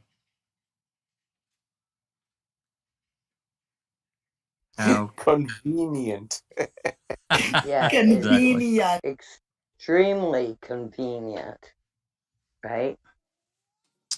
Very, and it always seems to work that way in this case. And it's always for their side. It's always convenient for their side. It's Every never once convenient for Steve. Yep. No. No, but this one I think has got. I hope that this one is enough, and it should have been enough a long time ago to have went to a deeper investigation into a hearing. This email that Fallon wrote, that's another link to it. To me, this is bad. This is really bad. It's always bothered me, just like the next one we're going to talk about. Is there anything from any questions or comments that we need to cover from the chat, guys? I haven't been watching as close as I wanted to, but anything? Nothing. Okay. Jax, I'm watching it. It's fine. Okay. Thank you. Okay. Our next one is the zipper voicemail. I'm going to say this on Tuesday afternoon, same time as we started today's. It's going to be at 4 Central. I'm trying to find this dividing line so everybody can participate. But we're gonna have Jane Sharper than a pencil and Diane on a special open mic, and they want to discuss the zippers. We're going to discuss a certain section here, but they want to discuss the entire event surrounding the zippers. It bothers them, so we're going to have another open mic about that. So, but this zipper voicemail is another big one in my opinion, and I think that Jinxie, she's kind of a rascal in some of the things she did. But we'll get to that. I'm going to read this. I think it's a little bit longer than some of the ones we've read, so bear with me, and we'll get to it here.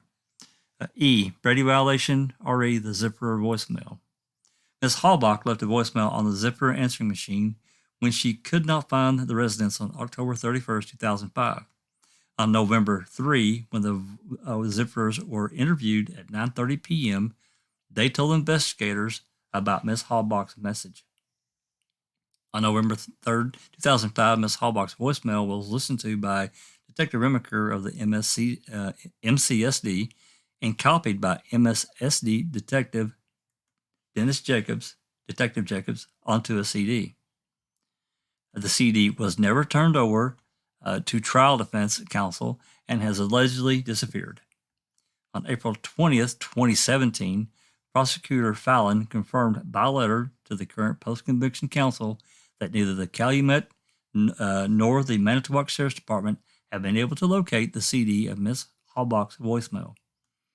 The contents of the zipper voicemail may have contradicted the timeline established by the state that Ms. Halbach's last stop was the Avery salvage yard. Suspiciously, the state never played the recording of the voicemail for the jury, but they attempted to introduce its contents through Joelle and Ms. Zipper.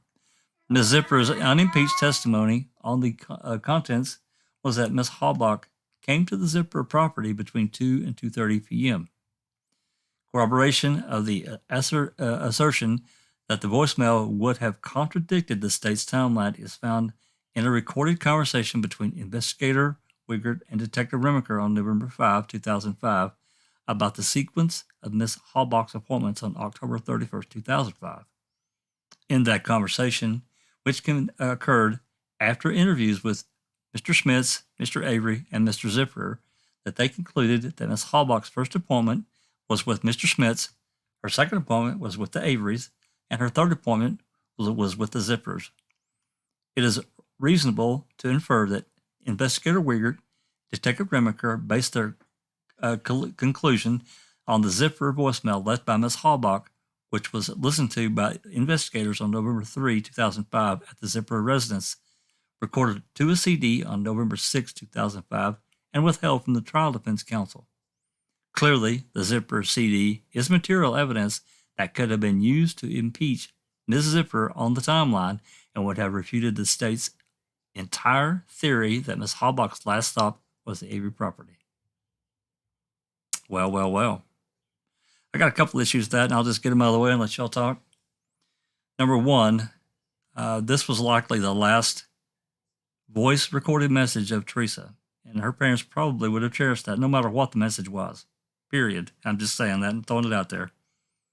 Number two, I got a lot of problems with. They did change their. I didn't. I mean, I could probably pull up the conversation between Wiegert and Remaker, but I'm going to do that Tuesday probably for everybody to listen to. I'm sure everyone's heard it, but they did change and alter how the Teresa's sequence of events, I guess, to fit their theory that the Aries was the last stop. But I have a real problem with them not taking the recording that message immediately on the night of the 3rd. I don't know why they didn't do it. There's really no explanation.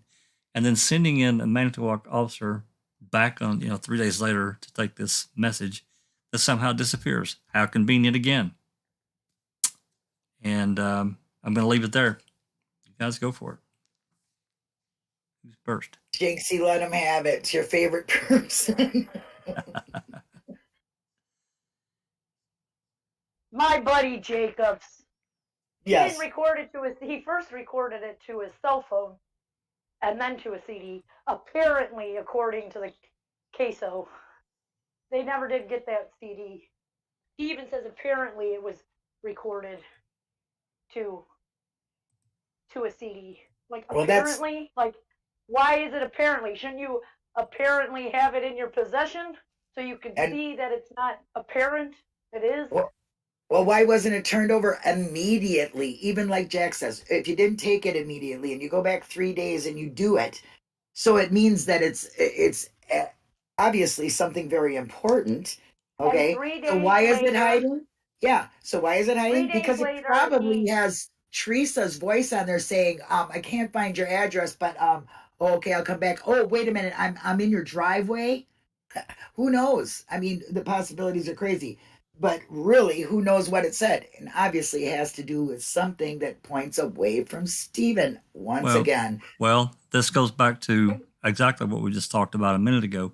If the RAV was shown in that flower video that Poggle and Baldwin took, it would have been plastered from here to hell and back.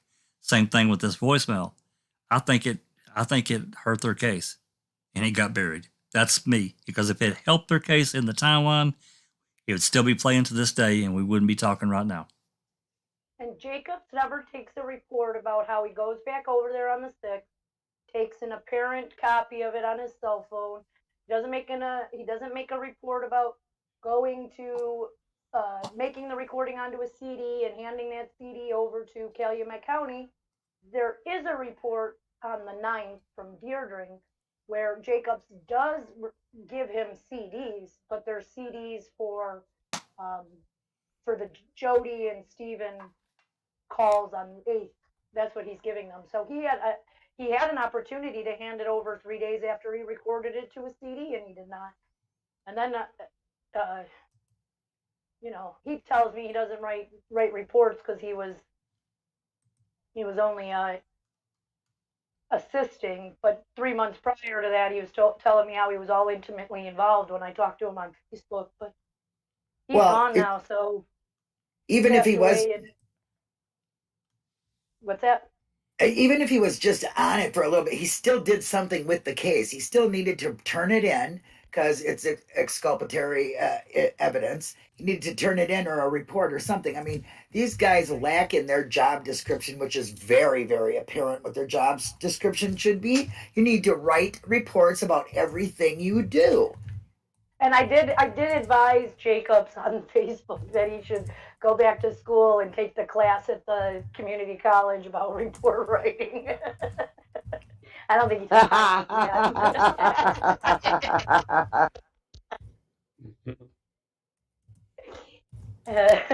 I was surprised when he responded to me so on Facebook. how did he like that suggestion? He told me he obviously can't argue with a person with a Netflix law degree, so he's out. Yeah,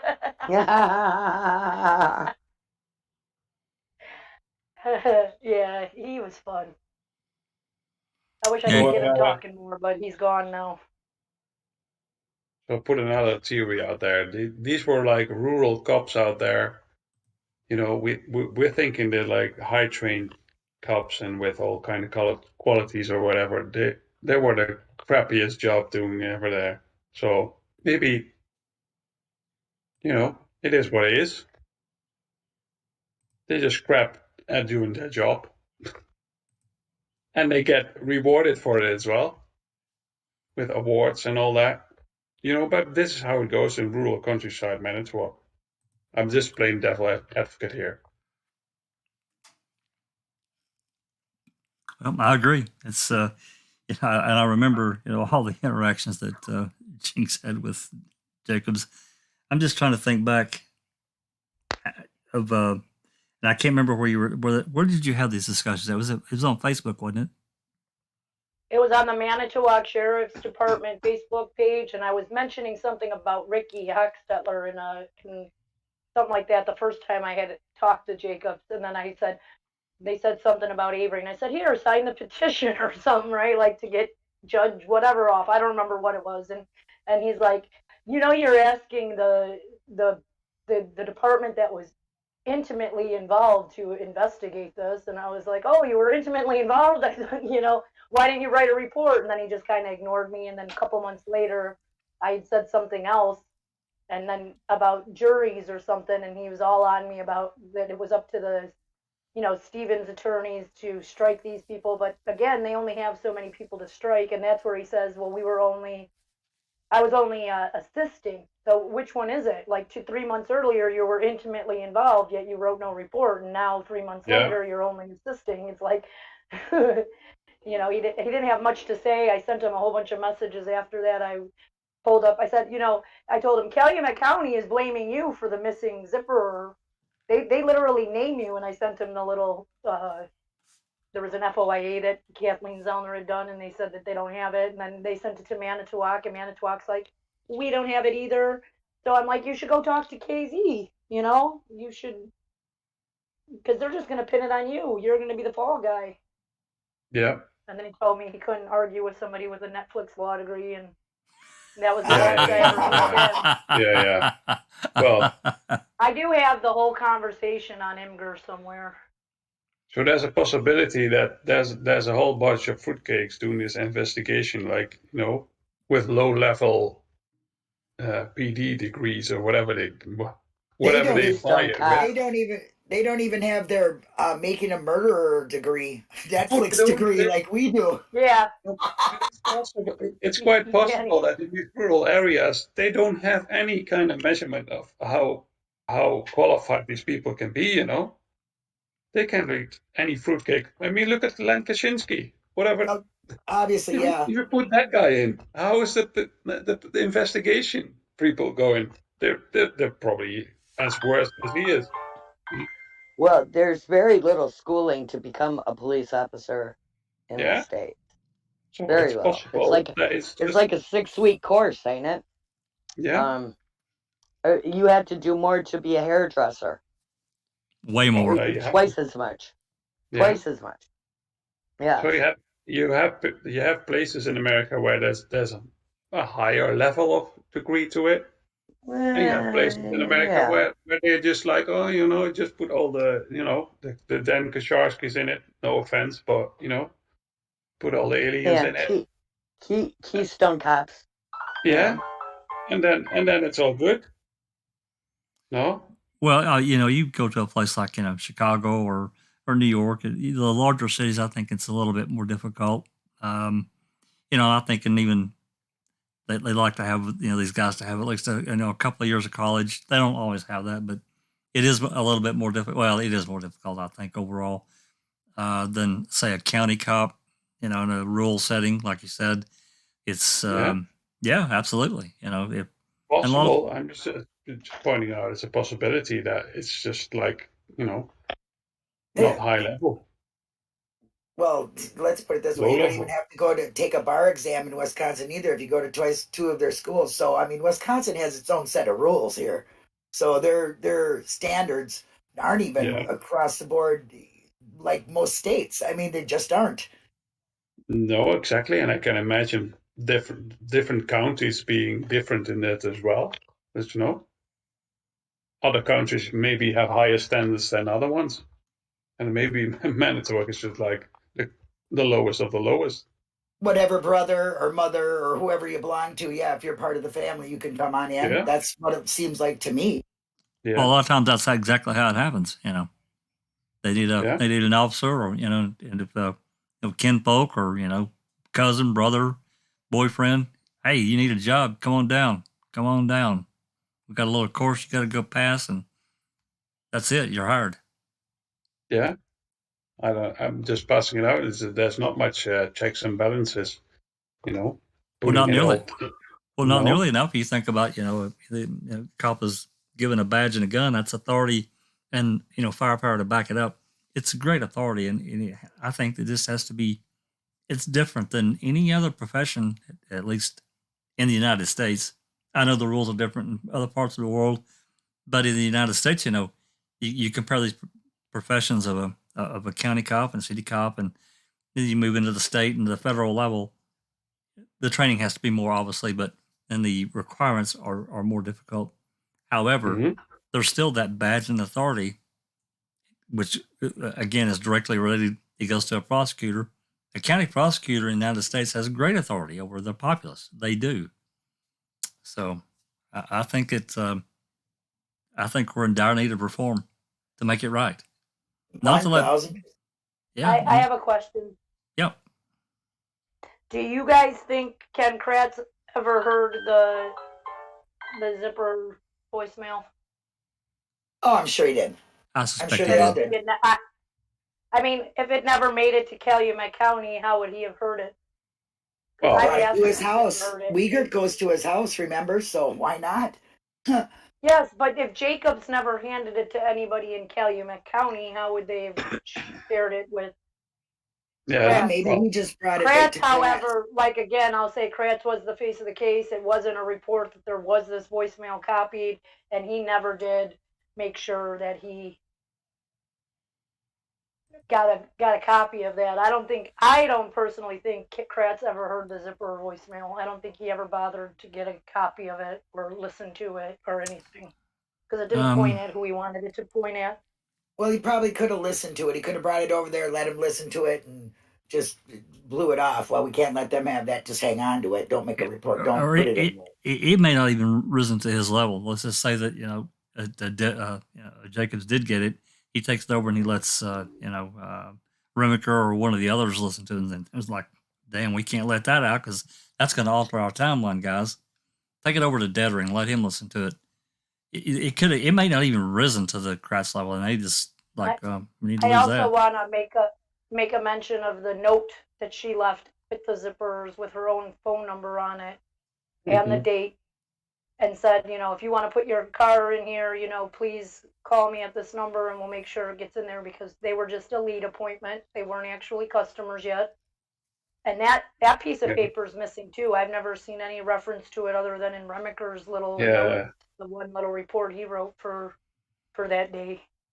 And he says it's dated. He says it's dated the 31st. He says there's no time on it though, but we don't know that because We don't see it. I've never seen it. I've never seen it referenced in any of the records as being put into evidence or any of that stuff either. So No. technically, there's my eighth Brady, in my opinion. I think this is a strong one personally. I don't know how everybody else can kind of say yay or nay. I think it's a strong Brady. I think so too. Yours? Yeah, I think so too. Because basically, Teresa's modus operandi was like to call ahead. But this is what my personal opinion is, because to let everybody know how late she was coming somewhere. That's right. And I always had that feeling about the Zipper's voicemail. they weren't knowing whenever she was going to come. So I think her voicemail was more like, okay, this is the time I'm gonna like estimated I'm gonna come. So, but Yeah, I yeah, think See, I don't she went believe to that Zipper's last. because she was relying on somebody already talking to the zippers and letting them know that somebody would be out there on Monday afternoon to do her job, because she doesn't yeah, more call or less. the zippers until she's right by their house. And what does the report say that they say that is said is that she could not find the place. That is the only thing we know about that, Mm-hmm. and that's because it was noted. Bethany brings up that she thinks that the one they claimed was Barb's answering machine message is really from the zipperers. And I'm going to disagree with you there, because in that message she says, I do not have your address, so I need to get that. Basically, that's what she's calling for.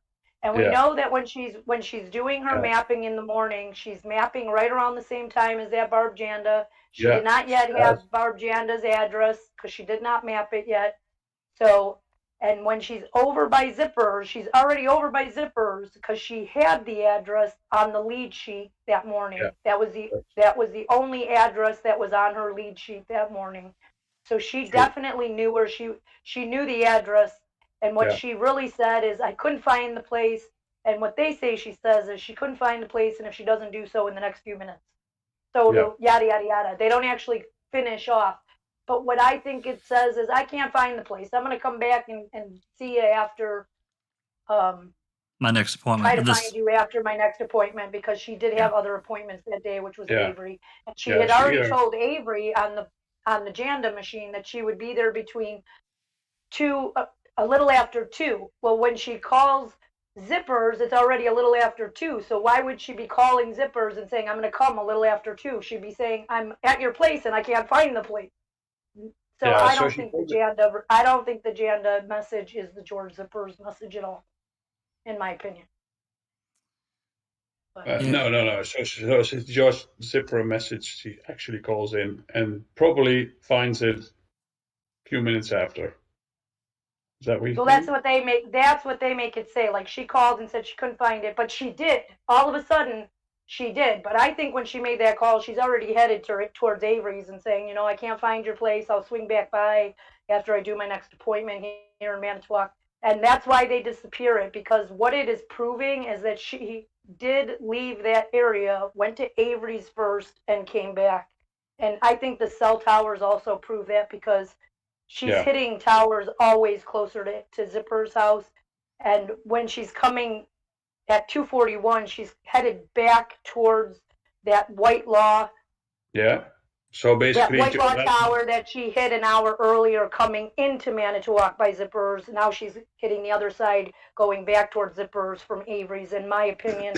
So I honestly think she was the last stop. Committing perjury. That's what you think.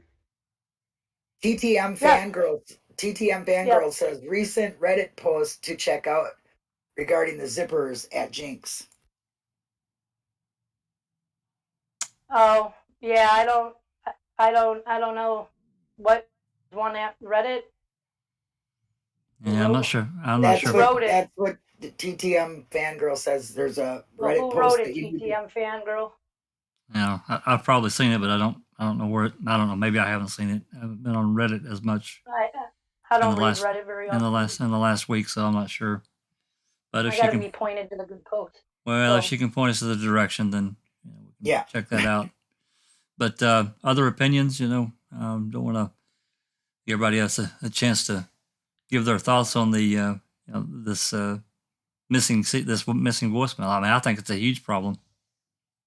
I will say this, that I do want to discuss something else on Tuesday. Okay. About the zippers. Okay. So, I agree with you, Jax. I'm gonna save that for that day. I'm gonna agree with you, Jax. I really think this is a very strong. It is a good Brady, and it's a very big issue. Huge issue. I agree. Yeah. On itself, it's legal side. It's a big Brady violation. Yeah, it is.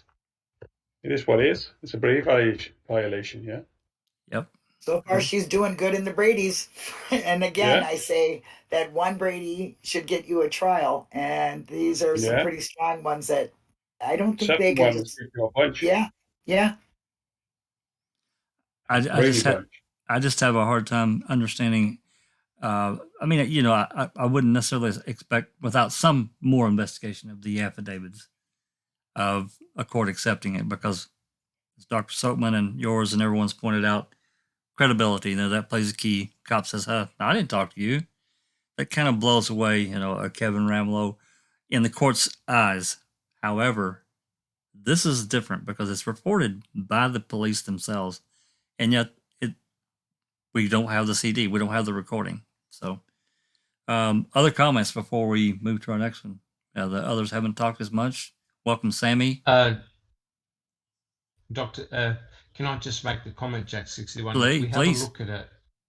Yeah, logistically, would it have been possible time-wise for the zippers to have been Teresa's last stop, considering the observations of Stephen Avery, and also the observation of Bobby Dassey, and the fact that he went hunting, right? Bow hunting.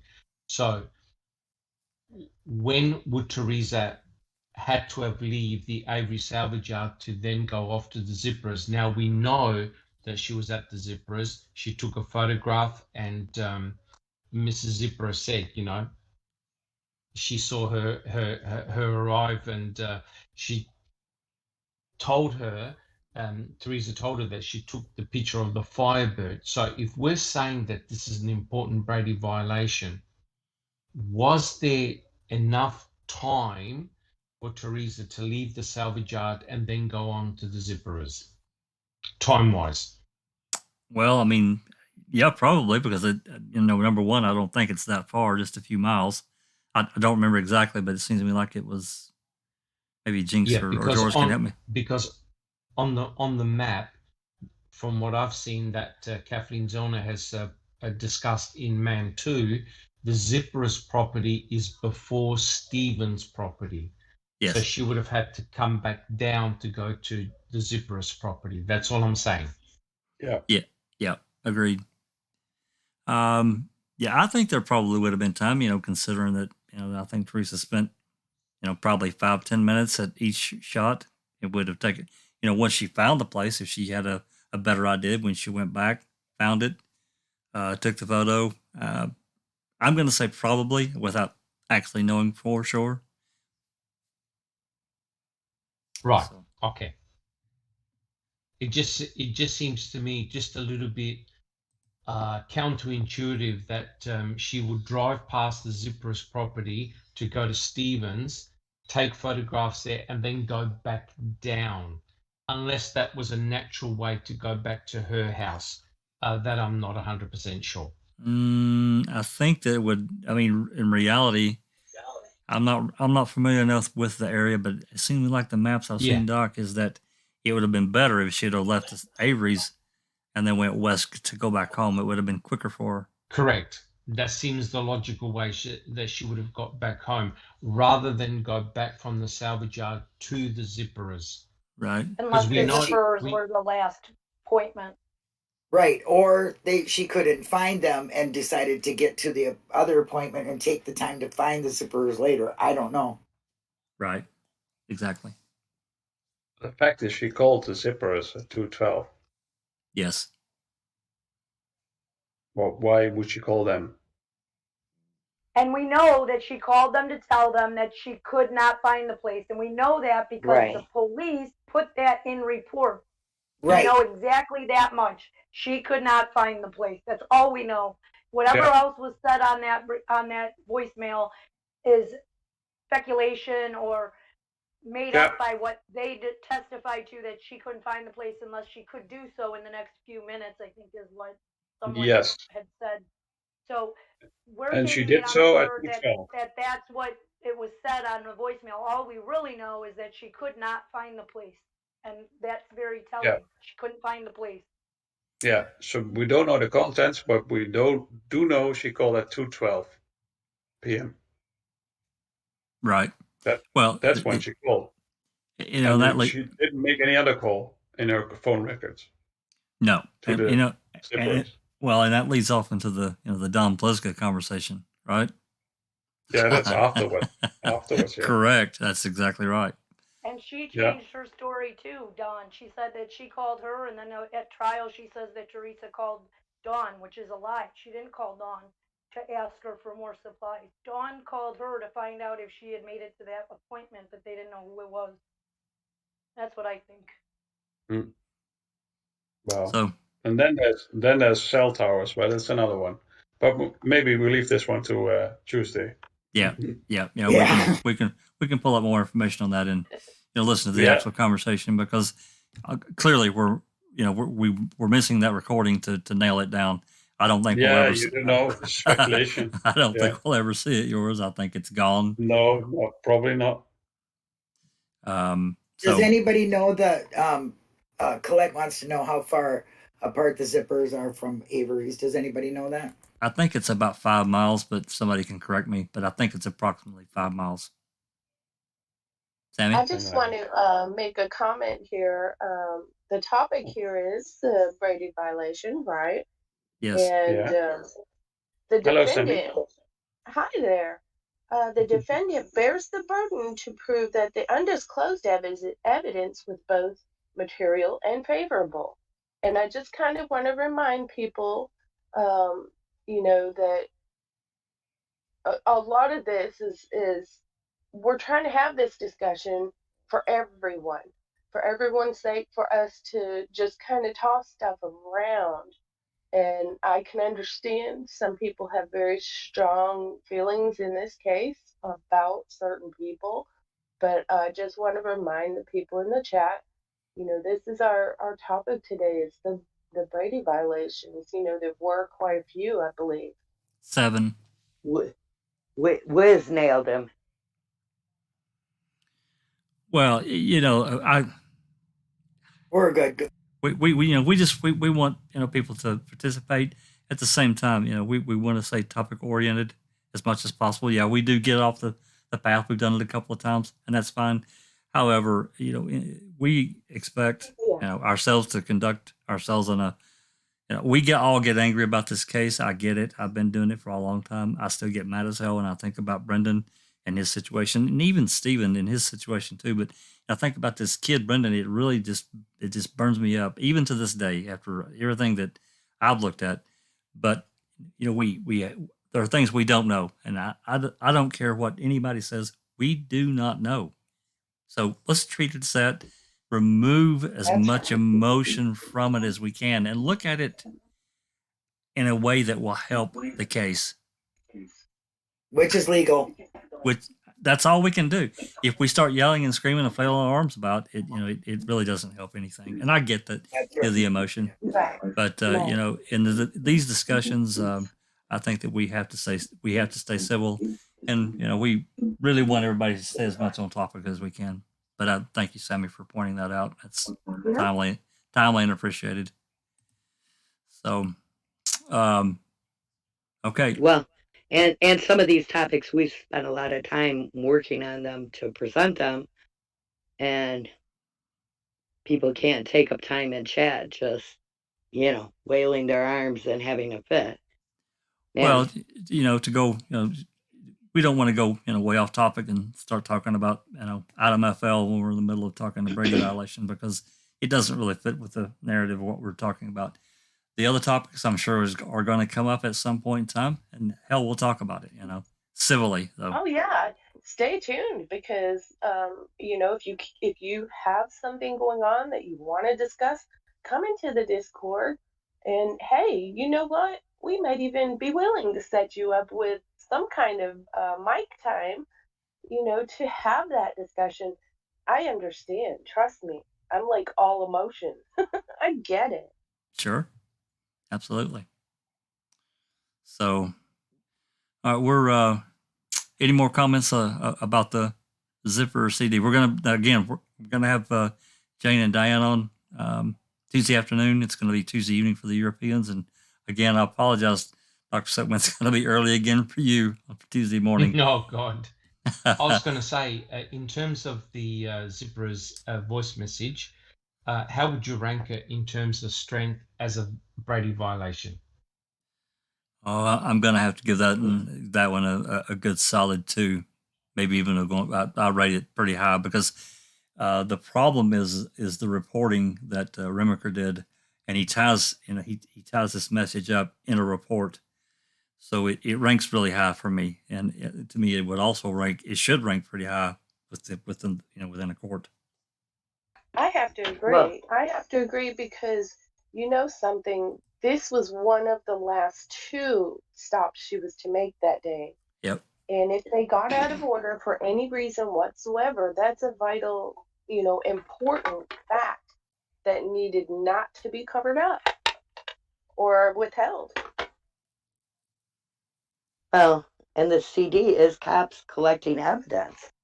And if they lose the evidence, what good is it to have them collect it if they just lose it? Whoops, it's gone. Too bad. Well, how many other pieces of evidence did they lose in this case, or just seemingly disappeared? The audio box.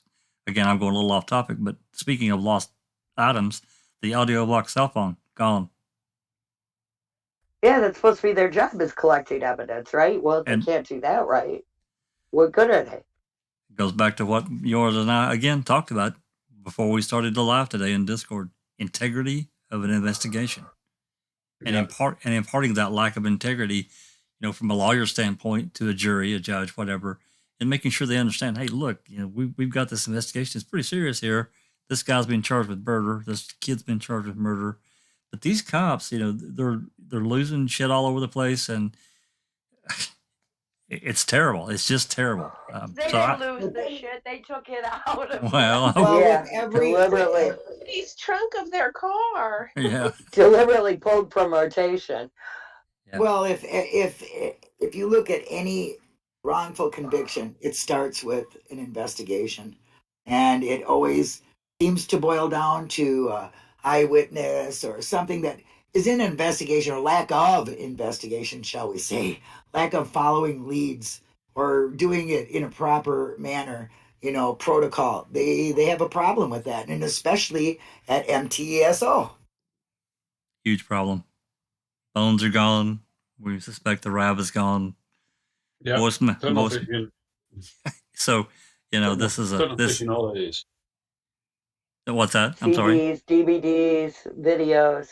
Yeah. Just to touch on what Dr. Silkman was saying about, did she have enough time to go there? How do we even really know what the timeline is for this? I mean, they could have done stuff that just made it look the way they wanted it to. The timeline's kind of always really bothered me. Well, it's tied to the phone bill. That's yeah. Oh, I suppose that's the way to check it. Okay, yeah. Well, then I would take that back into myself. I mean, it gives us some, right? Yours, it gives us some. Well, the phone records do not give us any clue that Cyprus was the last stop. Okay. In my opinion. They don't. No, they don't. No. Not entirely. They do give us a more clue that Stephen Avery is the last stop. From the cell towers and all that. You're talking about the Whitelaw Tower? No, I'm talking about the tower that the 212 tower, and then the 227 tower, and then afterwards the two when Avery called after that to 30, or was it to the 35 or 231? That one didn't hit one of her towers because that call never went through at 234. Well, those calls were all after she called the zippers, right? Yes, that's correct. So we don't have really got a clue after the 41 call where she went. So we can't conclude anything. No, we can't. Not entirely. No, you're right. We cannot. Oh, I'm not saying it's either one or the other. We can't just make things up. No. Right. No, I agree. We're missing. If we have that, if we don't can go by the call records. We couldn't go by what Stephen Avery has to say himself, and he has said this affidavit that she was coming at what 2:31. Yes, And that's that's right. about when she came in. He, I think He's Kathleen. changed his story a little bit with the calls and stuff. Like That's exactly when he gets the call at 2:24, it's like an 8-second call. He calls her on the star 67.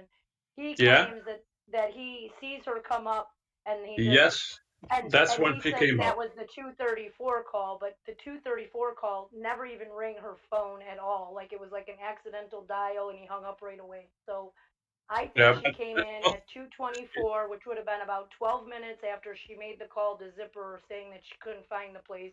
And it takes about 10, 12 minutes to get up to Avery's house. Yeah, and it's about 5 miles if I remember right. yeah. It's not very long route. No, It's like 10 minutes by no. Google Yeah, it's not long. estimation. It's not far at all. So, well, we'll Well, get that's more. When he called her at 2:34 was he originally says that he goes out, wants to talk to Bobby, and was gonna call Bobby or whatever, and then Bobby's car was gone. So I think that he did do that. When he opened his phone, he hit, you know, dial or the button redial. Thought he called Bobby last. Sees that it was to Teresa and just hung it up right away. It never even like I don't even get that luring, like calling her 2 times on 67. When one of no, those no, calls didn't even go through her No, phone. no. So no, it's just so stupid in my Yeah. opinion. no. That's true. But I tend to go by the last affidavit he gave to Zellner himself. That if you've got Yeah. any proof to go with, then it's what he says And himself how to did he get Kathleen. from that place to all the way to the 241 tower within like 4 minutes? Because if she got there at 2:34, 2:35, takes her Yeah. 3 or 4 minutes. She's still Well, on the property then when that 241 call came in. well, I don't Because really that trust the that. timelines just don't make sense. Not even her timeline. No offense to Kathleen Zellner, but with this new Well, affidavit and what he's she could have saying, it doesn't make any sense either. Makes she could no have sense per- that she got there about 2:24. she could have perfectly left even after 2:35 and make it 2:41 somewhere a little bit more west. Know what I say? West and That south. White Law Tower was 13 Yeah. miles away. Doesn't matter. I mean, that's the thing about the phone towers, the cell towers. You can't really. Yeah. People put No, circles around them with a sort of parameter where it's like, oh, that's 6 miles, like in a circular zone. You can't trust that circular zones. That's Yeah, bullshit I because get that's that. also like elevation and trees What if I and told you there's another tower a lot closer to Avery's that she does yeah, hit on other prior occasions that is more probably toward the yeah. same tower that Bobby was hitting? But she doesn't hit that one either on the 31st. So that one would be saying that she was headed west like Yeah. Bobby was. Well, you have to deep I don't dive know. into the 241 tower and where she The actually towers hit. really are uh, it's something I've always been interested in because I once had a case, I read a case or was watching a case on one of these shows where this guy's wife goes missing and then they try to accuse him of doing something to the wife.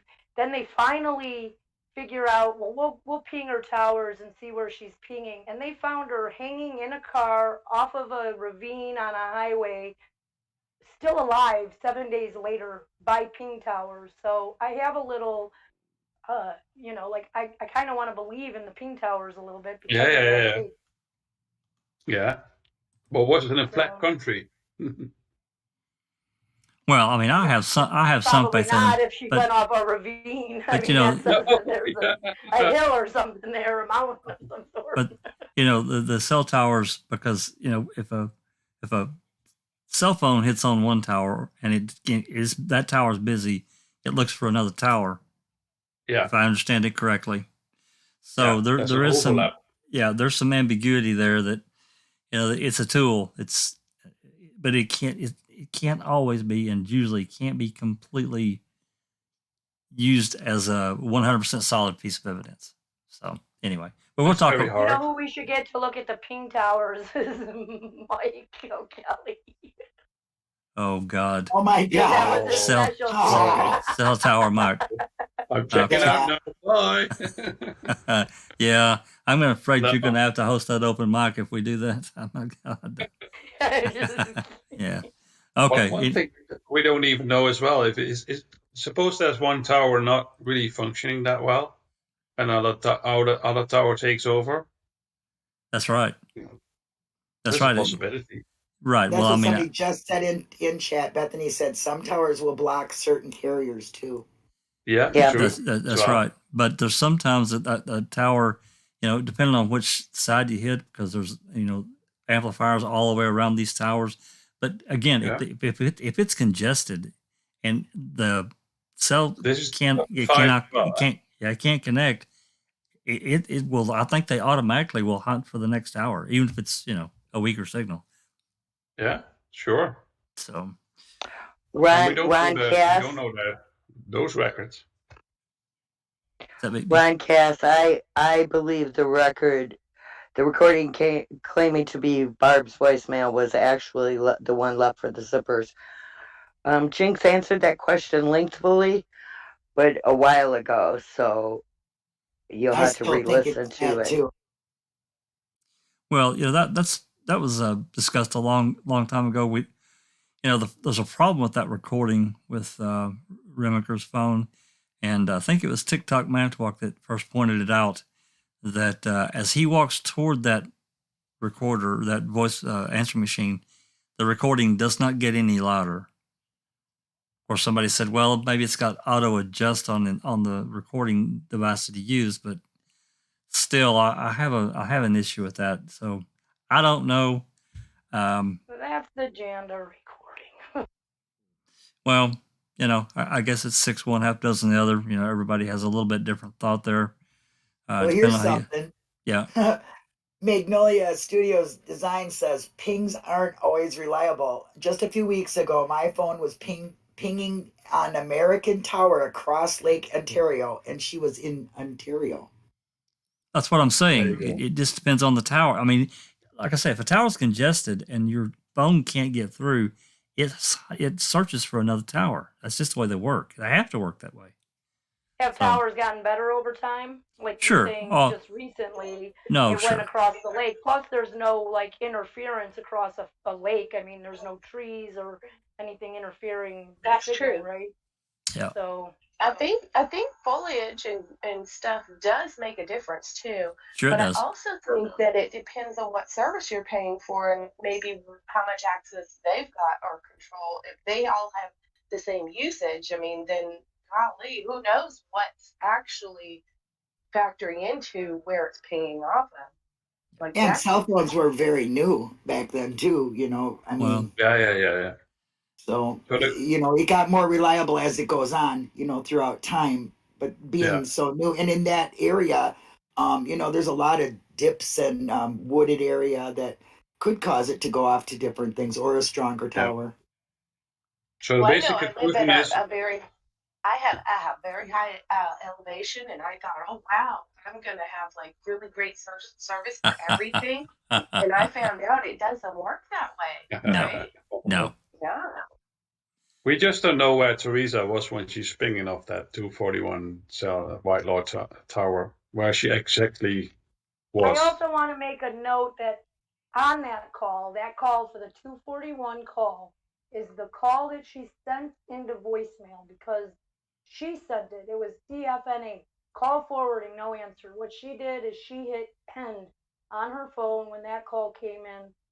To me, that says something too. It says like she's doing something, can't be disturbed.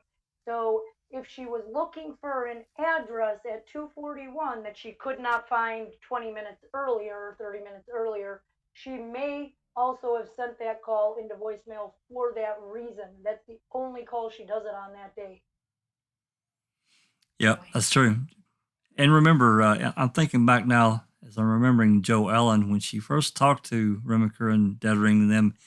She said it could have been as late as 3 o'clock when Teresa came. Am I remembering that correctly? She actually said it could have been between 12 and 3, but she believes it was closer to 3. Yeah, that's what I thought. And they backed that time up and adjusted it, to their benefit. I still think that. Yeah. I mean, I still think that this is a pretty strong Brady because the recording, whatever it is, was not the defense did not have a chance to challenge it in one way or use it one way or the other and rebut the state's case as far as the timeline. Yes. So even if it was for the state, it still was not. It's still unknown. So unknown and unfound and unturned in. It. You know what I mean? It's just bad. it is bad. Yeah. We have to keep going back to the fact that exculpatory evidence is evidence that might exonerate the defendant. That's right. It's not.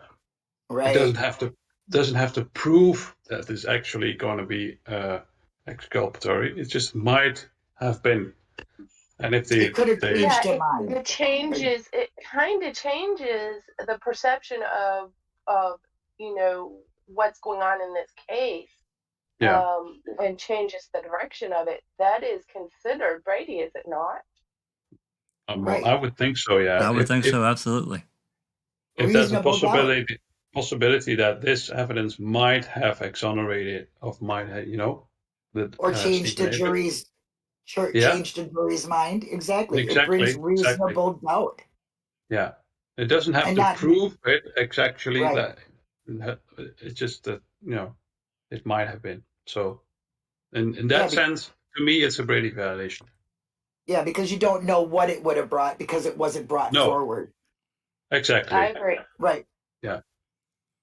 Yeah, and I think that's I'm just one of these believers that there was too many things that went for the state and against Avery and of course Brendan. Yeah. This being one of them. Just several things. The flower is a huge one to me. And as far as this one ranking as high as the flower stuff, no, not quite, but it's still a violation because they had a material piece of evidence that they lost. It's just gone. So yeah, I think it ranks up there and it should have deserved a second look. Yeah. So, all right, folks, if there's nothing else, we're at a little over 2 hours and 20 minutes. I think we'll stop there. I don't want to keep it. We can always do a part 2 and finish the rest of these. We still have a few more to go, including the Sawinski report, affidavit, I'm sorry. So if there's no more comments, we can just go down the list here and see if there's anybody that has anything to say or anything upcoming before we jet out of here. BB or anybody. Doesn't matter to me. Just go. I'm good. Go on. Well, me and Sean will definitely be talking next Saturday. So 11 a.m., please be there. It's going to be controversial. 11 a.m. Central. Yep. Awesome. Sounds like it's going to be a hoot because we know Sean is the man. Very passionate. Yeah, he's very passionate. Yep. We're going to have a good time. But it's going to be, controversial, I would think. But that's okay. We're ready for it. Good. Yours? Anything going on? Well, I'm really looking forward to that one, to be honest. Because Sean has got the verbiage which I'm really jealous about. But, I'm gonna look forward to that one. I enjoyed this one as well. And, thank you for everybody in the chat as well to be part of this. So, yeah, it's good to be here. Excellent. Thanks for coming, yours. Really appreciate it. Thank you very much for having me. Yep. Jinxie? I'll see you Tuesday. You can't wait. Can't wait. See you too, Jinxie. See you too. Yeah. Sean? Sean? Oh, there he is. Yes, I'm sorry. Thank you very much, everyone. Great evening's discussion. Really enjoyed it. Look forward to the next one. Thank you, awesome. Jack, everybody. Yep. Hope you can join us as well on Tuesday with... I will do. Definitely, yeah. Ripper, you missed everything. That's what you missed, Ripper. Did Ripper just now join us? How you doing, Ripper always comes in late. Well, that's okay. I mean, we're glad to have him. Always glad to have Ripper around.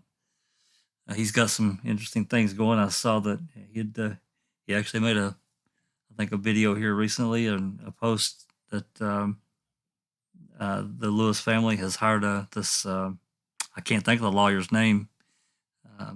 Gluten. To investigate. Wow. Boom, bang, boom.